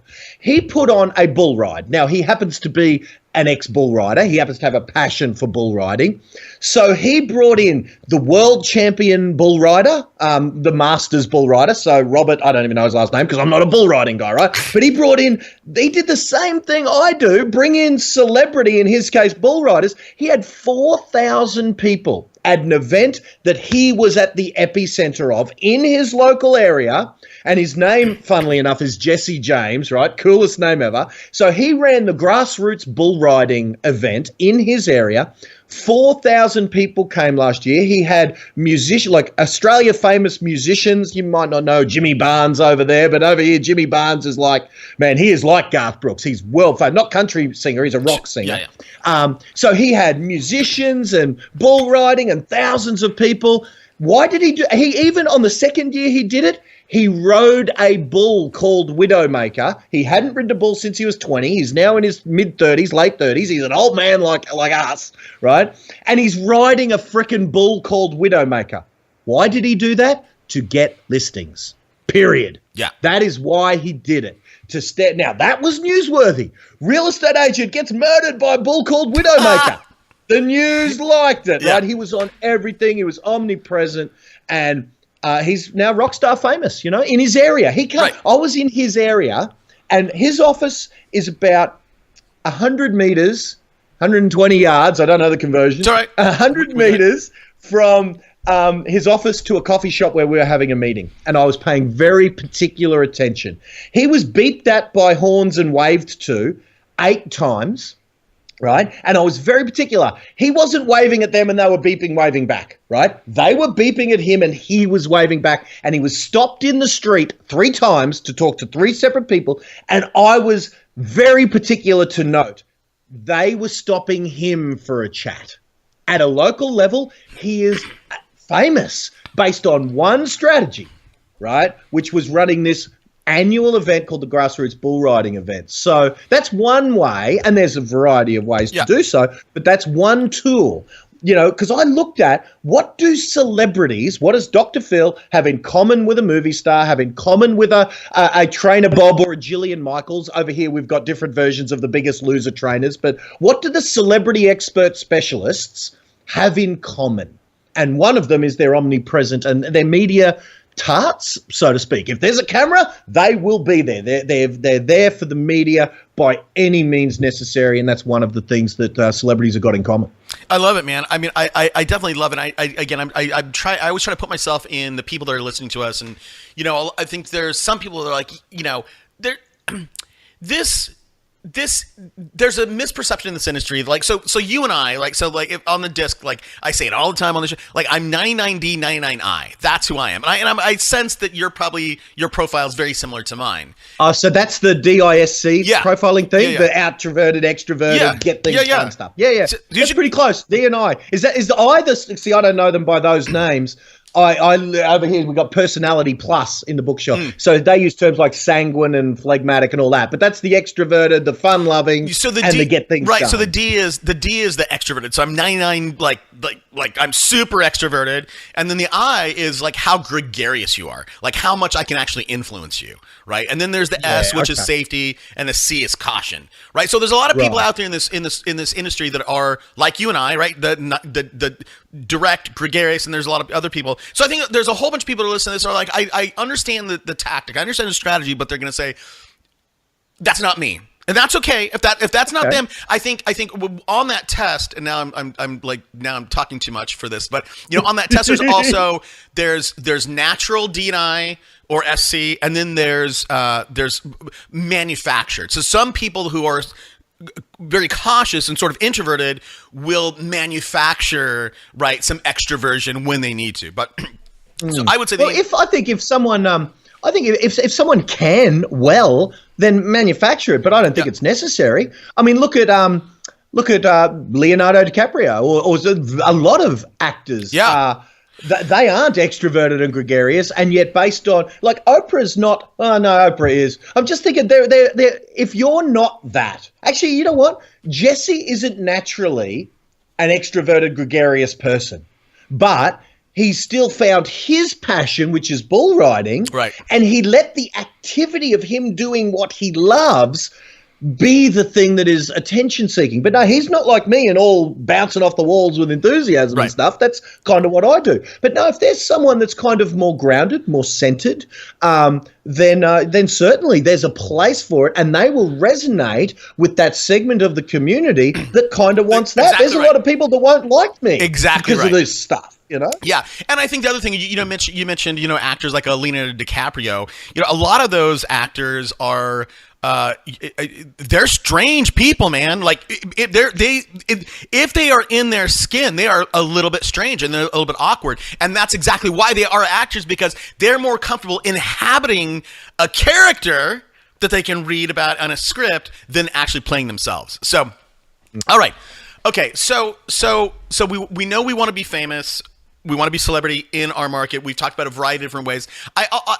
What about instead of something big, right? And again, when you throw on a bull riding contest or exhibition, whatever you want to call it, or I mean, and for me, I think I'm a Porsche guy, right? So I could do something around Porsches, right? Who doesn't love cars, right? So I mean, I think everybody has a passion. Even if let's say somebody is a swimmer and that's what they love, swimming, you could probably find some sort of Michael Phelps coming out to your local school pool, and all the people who love swimming are going to show up. So you could do this around. I'm already sitting there going, dude, have you got a contact with Michael Phelps? Can we bring him to Australia? No, but I mean, but you're right. You could. Yeah, just and again, the people that are going to resonate or have the same. You're going to have. If somebody loves swimming and you do an event with Michael Phelps, the people that love swimming they're going to be there, and all of a sudden you have this thing in common, right? So if I'm a Porsche guy and you're a Porsche guy, like I'm like already, hey man, 997, right? Like so GT3, like we speak the same language, right? So I'm trying to get into something not so big, and I think one of the ways that you can sort of do, and I'd love to get your take on this. Like for all our radio clients, we put them on radio, but we want to build a brand that supports that. We want to, and one thing that we do is we have a ghostwriter, and we go, hey, write the book, right? You can start to build a little bit of celebrity with your prospect by saying, hey, I wrote the book on getting the most money for your house. Let me give you a copy. Now, the prospect doesn't know that nobody's read the book, right? But just the mere fact like that, you can manufacture some celebrity with something like that. Yeah, absolutely, man. I'm sitting there going, am I talking to my American doppelganger, right? Because I didn't know this, but I thought the same thing. I reverse engineered what makes famous people famous. And I thought all of them, I mean, I'm sitting here, well, okay, we haven't got camera for your viewers, but all of these books, I mean, look at this. This is just in my office here. All of these books, Sell for More, here's what's this one called? This is Relax, Homes Make Selling Easy. I've got all these books that these people did not write. Now, some of them put a bit of polish to them and took the ghost-written work that my guy did and they polished it up and made it their own. But absolutely, one of the pillars, one of the things that almost every celebrity expert you can name is the author of a book. Mm-hmm. And I just, like you just said, no one probably reads it from time. Now, it needs to be good enough that if someone does read it, that it's not an embarrassment to you. Sure. But I'm sure the ghostwriter you paid is adequate, has got a fair command of the English language, makes some good tips, I suppose. But when I remember once there was one of my guys was asking one of my students at a seminar, right? There was a guy asking one of my students who got on national TV right here in Australia based on the fact that he'd written this book. Right, so he was on a current affairs show, and so one of my guys says, "Tell me about that book." And so they were having a conversation over here, and I was having a conversation over here with a different person, and all I heard was my student who'd got on national TV say, "Don't tell Glenn, but," and all of a sudden my ears pricked up, and I was listening in. I left this conversation that I was having, I was listening in over there. He said, "Don't tell Glenn, but I never even read it." Right? He didn't even scan it to make sure. He just put his photo on the front, clicked print, went to our printer, and he got on national TV. Now, I've had other students that procrastinate and say, "Look, Glenn, I can't have my name on other people's words, so I'm going to rewrite my own book." And I say, "Great, good, no problem." But then 2 years later, it's still not done because they're waiting for it to be perfect. Who's to be envied? The guy who's got a perfect book sitting on a hard drive, not yet done, 90% done, or the guy who didn't even read it to make sure he doesn't even know if he agrees with everything that was written, and he's on national TV. Now, I would suggest the right place is somewhere in the middle, but if you had to choose A or B, you'd take the TV exposure. You know Absolutely. what I mean? So, well, hold on. So that's a let's talk about that topic, explore that a little bit, because again, there's 500 books I'm seeing behind you. I'm sure you've read all of them. maybe I'm more. You've cracked them all. No. I'm more when I found out about this thing called Audible. Like I just got this right, and because I want it. Right, I know your viewers can't see it. I'm looking at Tools for Titans by Tim Ferriss. Schwarzenegger said this was great, so I got it the minute he said it. The minute it arrived, I thought, oh, yeah, that's right. I did order that book, and I'm looking for it on Audible. I don't even want to read it, and it's not on Audible, so I've got to bloody read it. So I've got to read it. But, I'm a big audio guy. If I can listen to a book while I'm driving around or whatever, I love it. Listen to it in the plane. I'm just not a reader. I sometimes discipline myself to read a few hundred of these, but, man, I added it up. I've listened to 7,000 hours of seminars, live programs, audio books, live coachings and all that. 7,000 hours, so, but some people will be readers, so read the books. Some people will be seminars. So, but to your point, I haven't read them all. But that's all right. That's okay. And I'm a scanner, and I think in this world people are scanners, and I'll scan, and I keep my library here, not behind me, because I keep there's my. That's what I keep. That's what I keep right behind me. And for everybody can't see, it's my vintage motorcycle. Anyhow, so I got the Harley in the thing. And it's a story for another time. But I got a Harley in there. We don't have a tipping culture here in Australia. I don't know if you know that. We don't tip. No, as in when you get good service, we don't pay extra. We pay for services, but we don't pay for the food bill plus $20 or something, right? The waiter gets paid $25 an hour, not $2 an hour, right? You know what I'm saying? Yeah. Our culture is we don't tip. So when we come to America, Australians aren't being disrespectful. If we don't know, we just don't know that you owe the taxi driver $10 on top of the fare. Yeah. Right? We don't know that. Yeah, you go to Manhattan. I'll tell you, like when you go to Manhattan, New York City, you know the sprinklers that go like that. There's like ta ta ta ta. I swear to God, I feel like I'm doing that with cash. I'm like ta ta ta ta ta. In Manhattan, it's just everybody gets tipped. All right, well hold on. So I promise you, us Aussies are not being disrespectful. But the reason I say that is I've got a $30,000 Harley Davidson in my garage that my clients bought me just cause. So something we're doing's working. Yeah, no, that's fantastic. That's great. A dozen of them, and if you Google Glenn Twiddle and Harley Davidson, you see the story. I'll do it. So I love your bike. So say thanks. So here's what I wanted to get at, Glenn, because our time together is rapidly depleting. And I totally you got me so far off of where I was going to be. So here's why I brought up all those books is because there's one book called by Eric Ries called The Lean Startup. It's all about really written for starting a tech company. And what he says in this, and this is about your two clients, right? Your two students, one who didn't read the book, was on TV, one who 2 years later is still working on it.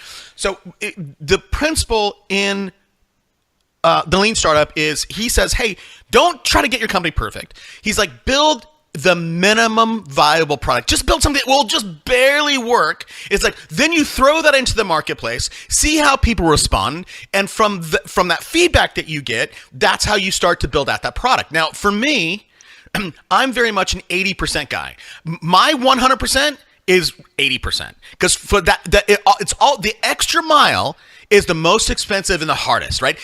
So I go 80%, I'm like, I'm done. Is it perfect? No. Are there flaws? Absolutely.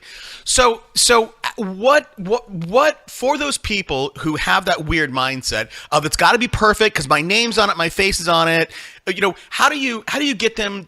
How do you put that person in a state of action and accept flaws? And how do you coach people through that? Yeah, it's tough, man. And often I tell you, if they are seriously predisposed to that, Perhaps the only thing that will save them from that is listening to us ramble on about it. Both of us pretty successful doing what we're doing. That attitude that we talk about of, the way I word what you just said is I don't let perfect get in the way of done. You know what I mean? So that's my way of saying kind of the same thing. And if that attitude ends up with me being trained at Gold's Gym, hanging out with Arnold Schwarzenegger on his poker list, invited to Necker Island to hang out with Richard Branson, maybe then exposure to enough imperfect people succeeding more than they are. Like many of my clients are succeeding more than other agents that are supposedly better than them. So sometimes maybe it's exposure, but I think the main thing as far as for me as a coach is I naturally gravitate people who are okay with that, because if they wanted perfect and they saw my emails with a spelling mistake, they would delete my email and unsubscribe from my list because my imperfections would repel them. Right? Yeah. So I probably attract a client already that naturally is okay with that attitude because they see me being completely imperfect. They see me wearing a T-shirt instead of a suit. They see me, carrying about 20 kilos, about 30 pounds, 40, 50 pounds being overweight. And it's a work in progress. I'm on it. I'm down 12 kilos now. I've got 20 more to go. But they see me imperfect and they see me murdering it. Sometimes, that might be it. They go, well, if he can do it, I can do it. But, if someone's really predetermined on perfection, then all I say as far as coaching them through it, great, be perfect faster. There you go. Yeah. And right. I'll tell you, I think if I restated what you just said, Glenn, I would say that, your imperfection is your authenticity. And I think when and that's why Trump's president, right? The dude's authentic. Whether he's super imperfect, right? But the guy's authentic, and people want real. People don't want, there's too much.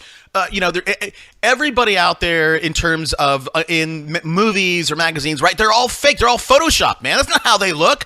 You live in Australia, but if you ever saw a guy like Robert Redford in person, that guy's a disaster, man. Absolute disaster. So many. Again, I'm in San Diego. I see people all the time, and I'm like, holy shit! I'll be in a bar, and I'm like, that's you. That's not.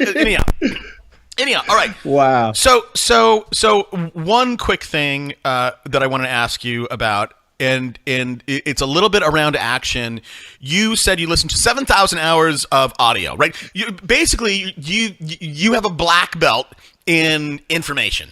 Now, that's a problem, I think. It can be a problem, Glenn, and I want your take on it, because there's so many people who substitute actual work, picking up the phone for hey, I'm learning. Right. Let me listen to Toby's podcast for just 2 more hours. How do you justify, or how do you respond to this information consumption versus, okay, now let me do it? Absolutely. I couldn't agree more that in today's world where it's easier than ever before to find because there's so much of this stuff now that's free. Look at us giving great advice to real estate agents across the world for free. That is definitely a potential problem for me. What I did is I would pay for all of these programs, hundreds of thousands of dollars. And what I would do is I would focus on one mentor at a time, whether it's a marketing guy like I don't know if the name Dan Kennedy rings a bell over there. Yeah. So Dan Kennedy. Many of those 7,000 hours are mean old Uncle Dan, right? So I would focus on that, and then I would implement the stuff I learned enough to pay for the $3,000 program, right? So for me, it was about, right, what can I pull out of this to frickin' pay for this overpriced bloody bunch of CDs and stuff that I just bought, So for me, that was it. It is about, I'm speaking at an event in LA in 3 weeks, man. I don't know if you can come up or whatever, man. I'd love to meet you face to face, or maybe even I'll find some time to drive down. Because I was actually in San Diego literally a fortnight ago at Frank Zane's house. Man, I wish we'd have connected before that. Should have called me, man. I'd have seen you. Yeah. So it is about finding a way to take that action while you're learning, and not be too seduced by the usses. I had someone who came to that Total Success Summit that I did a couple of weeks with Schwarzenegger. They got 3 days of awesomeness. They got everything they needed to go out and murder it. And they tagged me on a Facebook thread saying, hey, Glenn, should I go to this? And it was Tony Robbins headlining at an event down here in Australia in a couple of weeks or months' time or whatever. Should I go to that? And I publicly on the thread said, well, I love Tony, and this company wouldn't put, and I don't know anyone else that's speaking at it, but this company wouldn't put anyone in front of you with Tony that isn't great, right? But then I private messaged them because I didn't want to disrespect the company publicly in any way so that anyone else reading it kind of read my comment. But I private messaged this person. I said, you've got enough learning. Let's get to doing. You're not allowed to go to anything of mine. You're not even allowed to come to mine. I'm talking myself out of clients. You're not allowed to come to anything of mine until you have applied what you learned 2 weeks ago in those 3 days full time to be at least 2 or 3 listings. Then you're allowed to come back to something, so I force them. I embarrass them into implementing because by outing the elephant in the room that there are what we call seminar junkies out there. Yeah. By outing that and almost saying,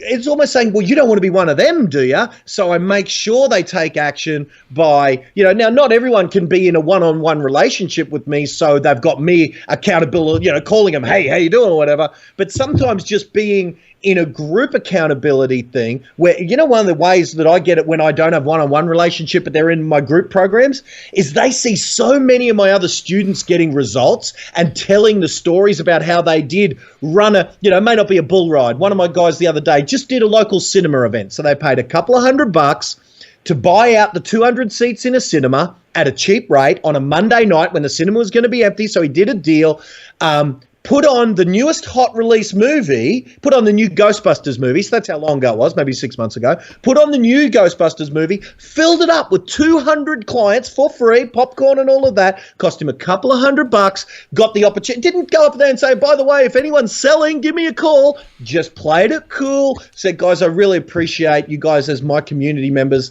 It's my way of giving back. Thank you so much, blah, blah, blah. And ended up kind of, when they hear those stories and then they hear that in the aftermath of that 200 people in the cinema, they got 3 listings out of that, thus a $30,000 windfall in their pocket, that kind of says to that group member, shit, why didn't I do that? So it's almost like seeing other people succeed in my program forces them to try something.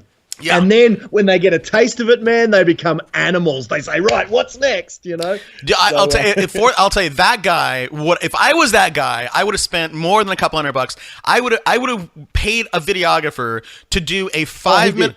Okay, so he ran a commercial. He documented the whole thing. No. Hold on. No, he didn't. Oh, I see what you're saying. I got it. Run on the screen. On the screen, right? Because you go to a regular movie, there's 15 minutes of commercials, right? So I would have run a 5 minute commercial. You're like, hey, Toby, glad you showed up. Really appreciate you. I just want to introduce you to a few of the people in the audience today, and then literally run testimonial after testimonial after testimonial, and then cut back to Glenn. Hey guys, here we or the agent. Hey, here we go. So excited you showed up. Don't forget to stop by and say hello before you leave. So that's what I would have done. Okay, we're running out of time, Glenn. A couple things. Let me see what time it is. Yeah, we have 9 minutes, or if you can go a little bit longer, that's great. Way earlier in this conversation, you talked about that person who we hope has hustle, and you said, "Hey, wake up at 3," and here's what you said. You literally said, "Wake up at 3," and you said, "Really." Here's what you said. You said, "Wake up at 3, take a walk on the beach." So what you said was, wake up at 3, and get your head in the right space. Get yourself mentally focused to get to work. Now, for you personally, Glenn, do you have a morning ritual or habit that you do? You wake up, and again, we started this conversation an hour ago at 3 a.m. your time. What do you do to what kind of ritual do you have in the morning to get yourself in the right frame of mind? Well, like everything in my world, I don't let perfect get in the way of done. So this is by no means, when you use the word ritual, and I love that, I wish I had it, because ritual implies compulsory, every single day, no matter what the circumstances. So I can bet my butt that if I'm up at 3 today, and I won't be going back to sleep, my day has now started. So sometimes my day does start at 3. And especially when I'm dealing with the US, when I'm organizing something like organizing with Gary Vee and we're working together on doing a big conference and all of that, then yeah, my day starts at 3 sometimes and goes through till midnight. Believe me, that next day I ain't getting up at 3, right? Yeah. So it is an imperfect science. But where possible, I get up early and I do go to the beach because I'm on a mission to lose weight. So, and that's also when I'm walking, here's the thing that I love. Now, for me, it's just listening to a podcast or a training or one of these audio programs or Dan Kennedy or whomever it might be that I'm focused on and learning on at that time. And I'm walking on the beach and I'm listening to training. So I'm double affecting my time. Right, I'm doubling up on my time. I'm adding to my brain, I'm adding to my attitude, and I'm helping my health and fitness and staying in shape. Add to that, imagine if one of your real estate friends, and this is exactly what I teach my guys, is don't walk on the beach where it's nice and pleasant. Walk your area and drop flyers, right? Drop letters, drop marketing collateral. Then you're adding to your business, you're adding to your health, you're adding to your education. And here's the other thing you're adding to, and this is an unspoken bonus that you're getting by getting up early, going for a walk, adding to your fitness, and delivering your flyers. You're getting some marketing out every day, like Uncle Dan says, you know. He says every day something must leave his office with a view to getting some more business. That's a good tactic, right? But here's the unspoken benefit you get. When you get back home at like 5:30 a.m., right, you've got this attitude of, and it might take time immediately, or it might take 6 months or a year of doing it, right? But there will be this attitude in your head that when you go to that listing presentation at 10 a.m., you'll have this air of confidence because you will know that not one of your competitors did what you did, right? None of them. They slept till 7 a.m. They rolled out of bed, had a coffee, and they were in the office by 8:30. You will go into that listing presentation with those sellers, and you won't allow them to list with your lazy, lackluster competitor. You won't say those words, but and I don't mean to use the word energy in some weird woo-woo sense. I mean, your underlying attitude will not allow them to list with someone else because you know that no one is going to be up at 3 so that you're in the office fully charged and ready to rock by 7, that no one's going to do that. No one will outwork you. It's like if any real estate agent said to me, hey, Glenn, I kind of need some new ideas, some out-of-the-box thinking, not just traditional real estate 101 speak. I really need some I've got all the scripts and dialogues for how to convert listings. I've got all that handled. What I need is a marketing coach, and I'm considering you or X, some other coach.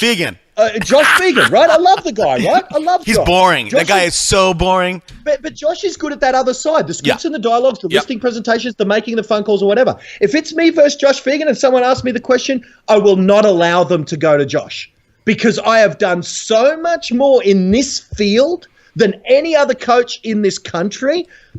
They ain't going with anyone else but me just because of sheer attitude. Absolutely. And I think that if you woke up at 3 and you're walking around your farm area and you're dropping off flyers, I think we talked about a multiplier effect, a halo effect. I think here's what would happen. So number one, you're absolutely right. You're getting it done. You're getting some exercise. But I think too, you're starting to, and I'm echoing you here a little bit, right? You said you are going to outwork them. You know you're going to outwork them. But I think you also get a sense of ownership, right? This is my neighborhood. This is my farm. I know. And I think just having that emotional charge of like, I own this area is super powerful. And I think the other thing too is there's gonna be some subset of other creatures that are up at 4:30 in the morning, either running in that neighborhood or the old guy walking his dog. And if you can, like, if you start to, if I walk my neighborhood 3 times out of the 5 days and I see that old guy, we're gonna start to go, hey, it's like walking your kid to school. You're like, hey man, hey, and then all of a sudden you get to know that guy, and guess what? That guy's walking that guy probably knows everybody, right? So what's gonna happen? So I think you get a multiplier effect there. And I think for me, the other thing too, going back to ownership, is if you can pay attention to what's happening in the neighborhood, and somebody puts up a new birdhouse, right? And then you write them a note. Hey, I just saw, I love that new birdhouse. Where'd you get it? Right? You painted a new fence. I love that new color. It goes so well with, like all of that, and I wrote them a card and mailed it to them.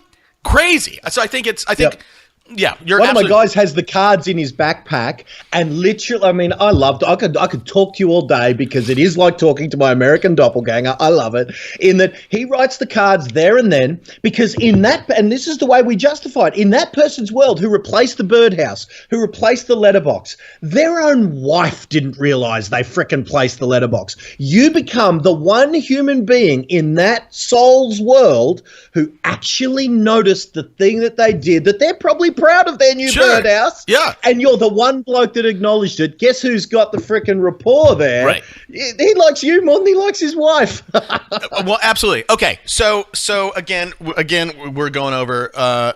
We have still a couple minutes. All right, we always ask for a book recommendation, right? You've had 7,000 hours. You have a ton of books. Here's the setup. I'm an aspiring agent. I have $25. What book should I go buy today? Wow. It's got to be Dan. Most of my success from a marketing perspective is Dan Kennedy. Go pick a no BS direct response marketing book. You know what? Probably The Ultimate Marketing Plan by Dan Kennedy. He's my hero when it comes to marketing, direct response, copywriting, and all of that. So I would grab that. Apply what you've learned. You know what? Here's the thing. If you've only got $25 and you've just listened to me and you, and that's all you got, give up. Because what we've discussed in the last hour is literally, if you can't get at least one listing, thus a $10,000 commission check out of what we've discussed, give up real estate and come and work for me or come and work for you. Right? Go get a job working for Toby. Right? Because he'll pay you more than you're going to earn in real estate. But as far as books, love Dan Kennedy. But my newest one is Tools of Titans by Tim Ferriss. It's been recommended to me by so many people. It's freaking thick. I'm looking at it now. I'm doing bicep curls with this freaking thing. Yeah. I have the book. I've heard good things. I have the book. But all that book is, and Tim was brilliant to do what he did. And I've thought about doing this with this show. So all he did was take the excerpts of his good interviews and put them down. That's all he did. And then he repackaged them into a different format, right? So if you don't read it, just go listen to the show. Like, you're going to get all the same stuff. Agreed, and that's the other thing. For me, I'm an audio guy, so I listen to the Tim Ferriss podcast, and I'm sort of thinking, shit, do I have to read the book? But Arnold recommended the book, bugger, so I've got to do what the Terminator says. All right? Okay, there you go. I'll tell you, Tim. So I love Tim's stuff. He's on my feed. I actually stopped listening to him. Like, he's gotten into some weird crap that I'm just not interested in the last, 4 months. You've got to, and that's the thing. He's always been into weird stuff. Like when he starts talking about the teas and some of the tantric stuff, and he's probably got 160 IQ, and with that comes some weird stuff. Because he's one of the smartest dudes. Hey, have you got that mushroom coffee yet? From coffee? The mushroom coffee that he recommends? Oh no, I haven't. No, I haven't. Just go get some. Go just get some on Amazon and see what happens, because it's a different. Okay, what's it called? I'm just writing it down. Mushroom coffee. It's just mushroom coffee. If you just go Google mushroom coffee Tim Ferriss and it'll pop up. Okay. I forget. It'll be a whole thing. I literally have some right now. Okay, so ritual. Okay, look. Awesome, Glenn. So we didn't even talk about that. Rituals. Yeah, I get up, go to work. I'm just thinking. No, we've covered that. That was good. We covered that. But what I would say is, guys, give yourself a pat on the back for what you get approximately right. Like, don't think that just say you're on a weight loss kick like I am and you fall off the wagon. Don't think, oh, well, I'm screwed now. Give me some McDonald's. It's okay if you only do it you said 3 times a week. You walk your area 3 times a week. You're doing it 3 times a week more than your competitor. Right. Well, and I think so. You make a really good point, and we've made this point over and over again, right? 80% is my 100, but I think too many people they go to a seminar like yours, they get super fired up over 3 days, and they're like oh shit, right? That's what they do, and I think if everybody can readjust their thinking, if you can only get 1% better. This is a little bit of a Dan Kennedy thing. If you can get 1% better today, and every day you just get 1% better, at the end of the year, you're 365% better, right? Everybody can get 1% better, 1% more reps, 1% more whatever. So anyhow, Glenn, you're an awesome guest. I should have done this a year ago when you popped on my radar. I just didn't know who you were. Where can people find out more about who you are, what you do, and how they can potentially work with you? Well, I wouldn't be much of a marketer if I didn't just say Glenn Twiddle. right? They'll find me, right? But that being said, man, if they want to catch up, this is a rare opportunity. I've never really done anything in the States other than I've had people from the States fly to me, which is awesome. But I'm coming to LA. I'm doing a little talk at a thing called Action Heroes Inc. There's a guy put an event on there. He sees the action I'm taking. He sees me hanging out with Schwarzenegger and stuff. So he couldn't get Schwarzenegger on the bill, so he gets me. That's pretty cool. Yep. So I'll be in LA in a couple of weeks, and I'm going to do a little, but that's just like a keynote speech, I suppose, as part of an event.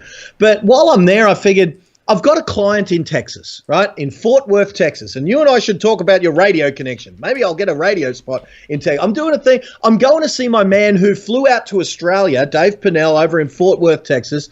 And I figure, well, while I'm in America, I'll nip on over to Fort Worth. I'll hang out with him, and while I'm there, rather than I'll just put on a little event. Dave, invite some mates, and we'll hang out and stuff. So I'm doing an event in Fort Worth, Texas, a couple of days after the LA gig. If people want to come to Fort Worth, or if you've got some listeners there, man, pop in, glenntwiddlelive.com. And man, that'd be huge to spend a day with you and figure out how to construct all this celebrity stuff and install it in your business. And this is the sort of thing that I charge a couple of grand for at home, but I'm going to do it for free because I'm in Fort Worth. Why not? It's the lost leader thing we talked about before. Absolutely. Sure, I'll spend a few bucks. I'll get a few new clients, and who knows, maybe in one day I'll be the biggest thing in America, like I am kind of in Australia here in my field of expertise. Yep. But I tell you what, mate, I don't think I will, because you've already got it covered. Because literally it was like talking into a mirror, talking with you, bud. Well, I appreciate that, man. I appreciate that for sure. And we should talk more about how we, because in terms of my footprint, right? So America's number one. We have a crap ton of listeners in Canada, and Australia's number 3 for us. So I'm sure we know a lot of people in common. Look, everybody. They'll be listening to this interview saying, how did frickin' Twiddle get on Toby's podcast? No, it's the other way around. He's everywhere. It's the other way around. Hey, so everybody, listen, if you want, so just Google Glenn Twiddle, and it's 2 N's, 2 D's, TWIDDLE. And look, hit me on Twitter, hit him on Twitter, and let him know what you think, or get some more information about those dates in Fort Worth or LA. And again, at Glenn Twiddle on Twitter. Glenn, thanks, man. I appreciate you. Come on, you sacrificed your sleep on a Monday to do this, so I really appreciate it, buddy. Man, I can't wait. And I got to find the time when I'm there in LA in a couple of weeks, man, to get my butt again down to San Diego to say good day face to face. I'm an hour and a half from there. Just let me know when you're there. So, okay, bud. Sure. Talk to you soon. See you, pal. Champion, mate. You got it. Let's go. Yeah.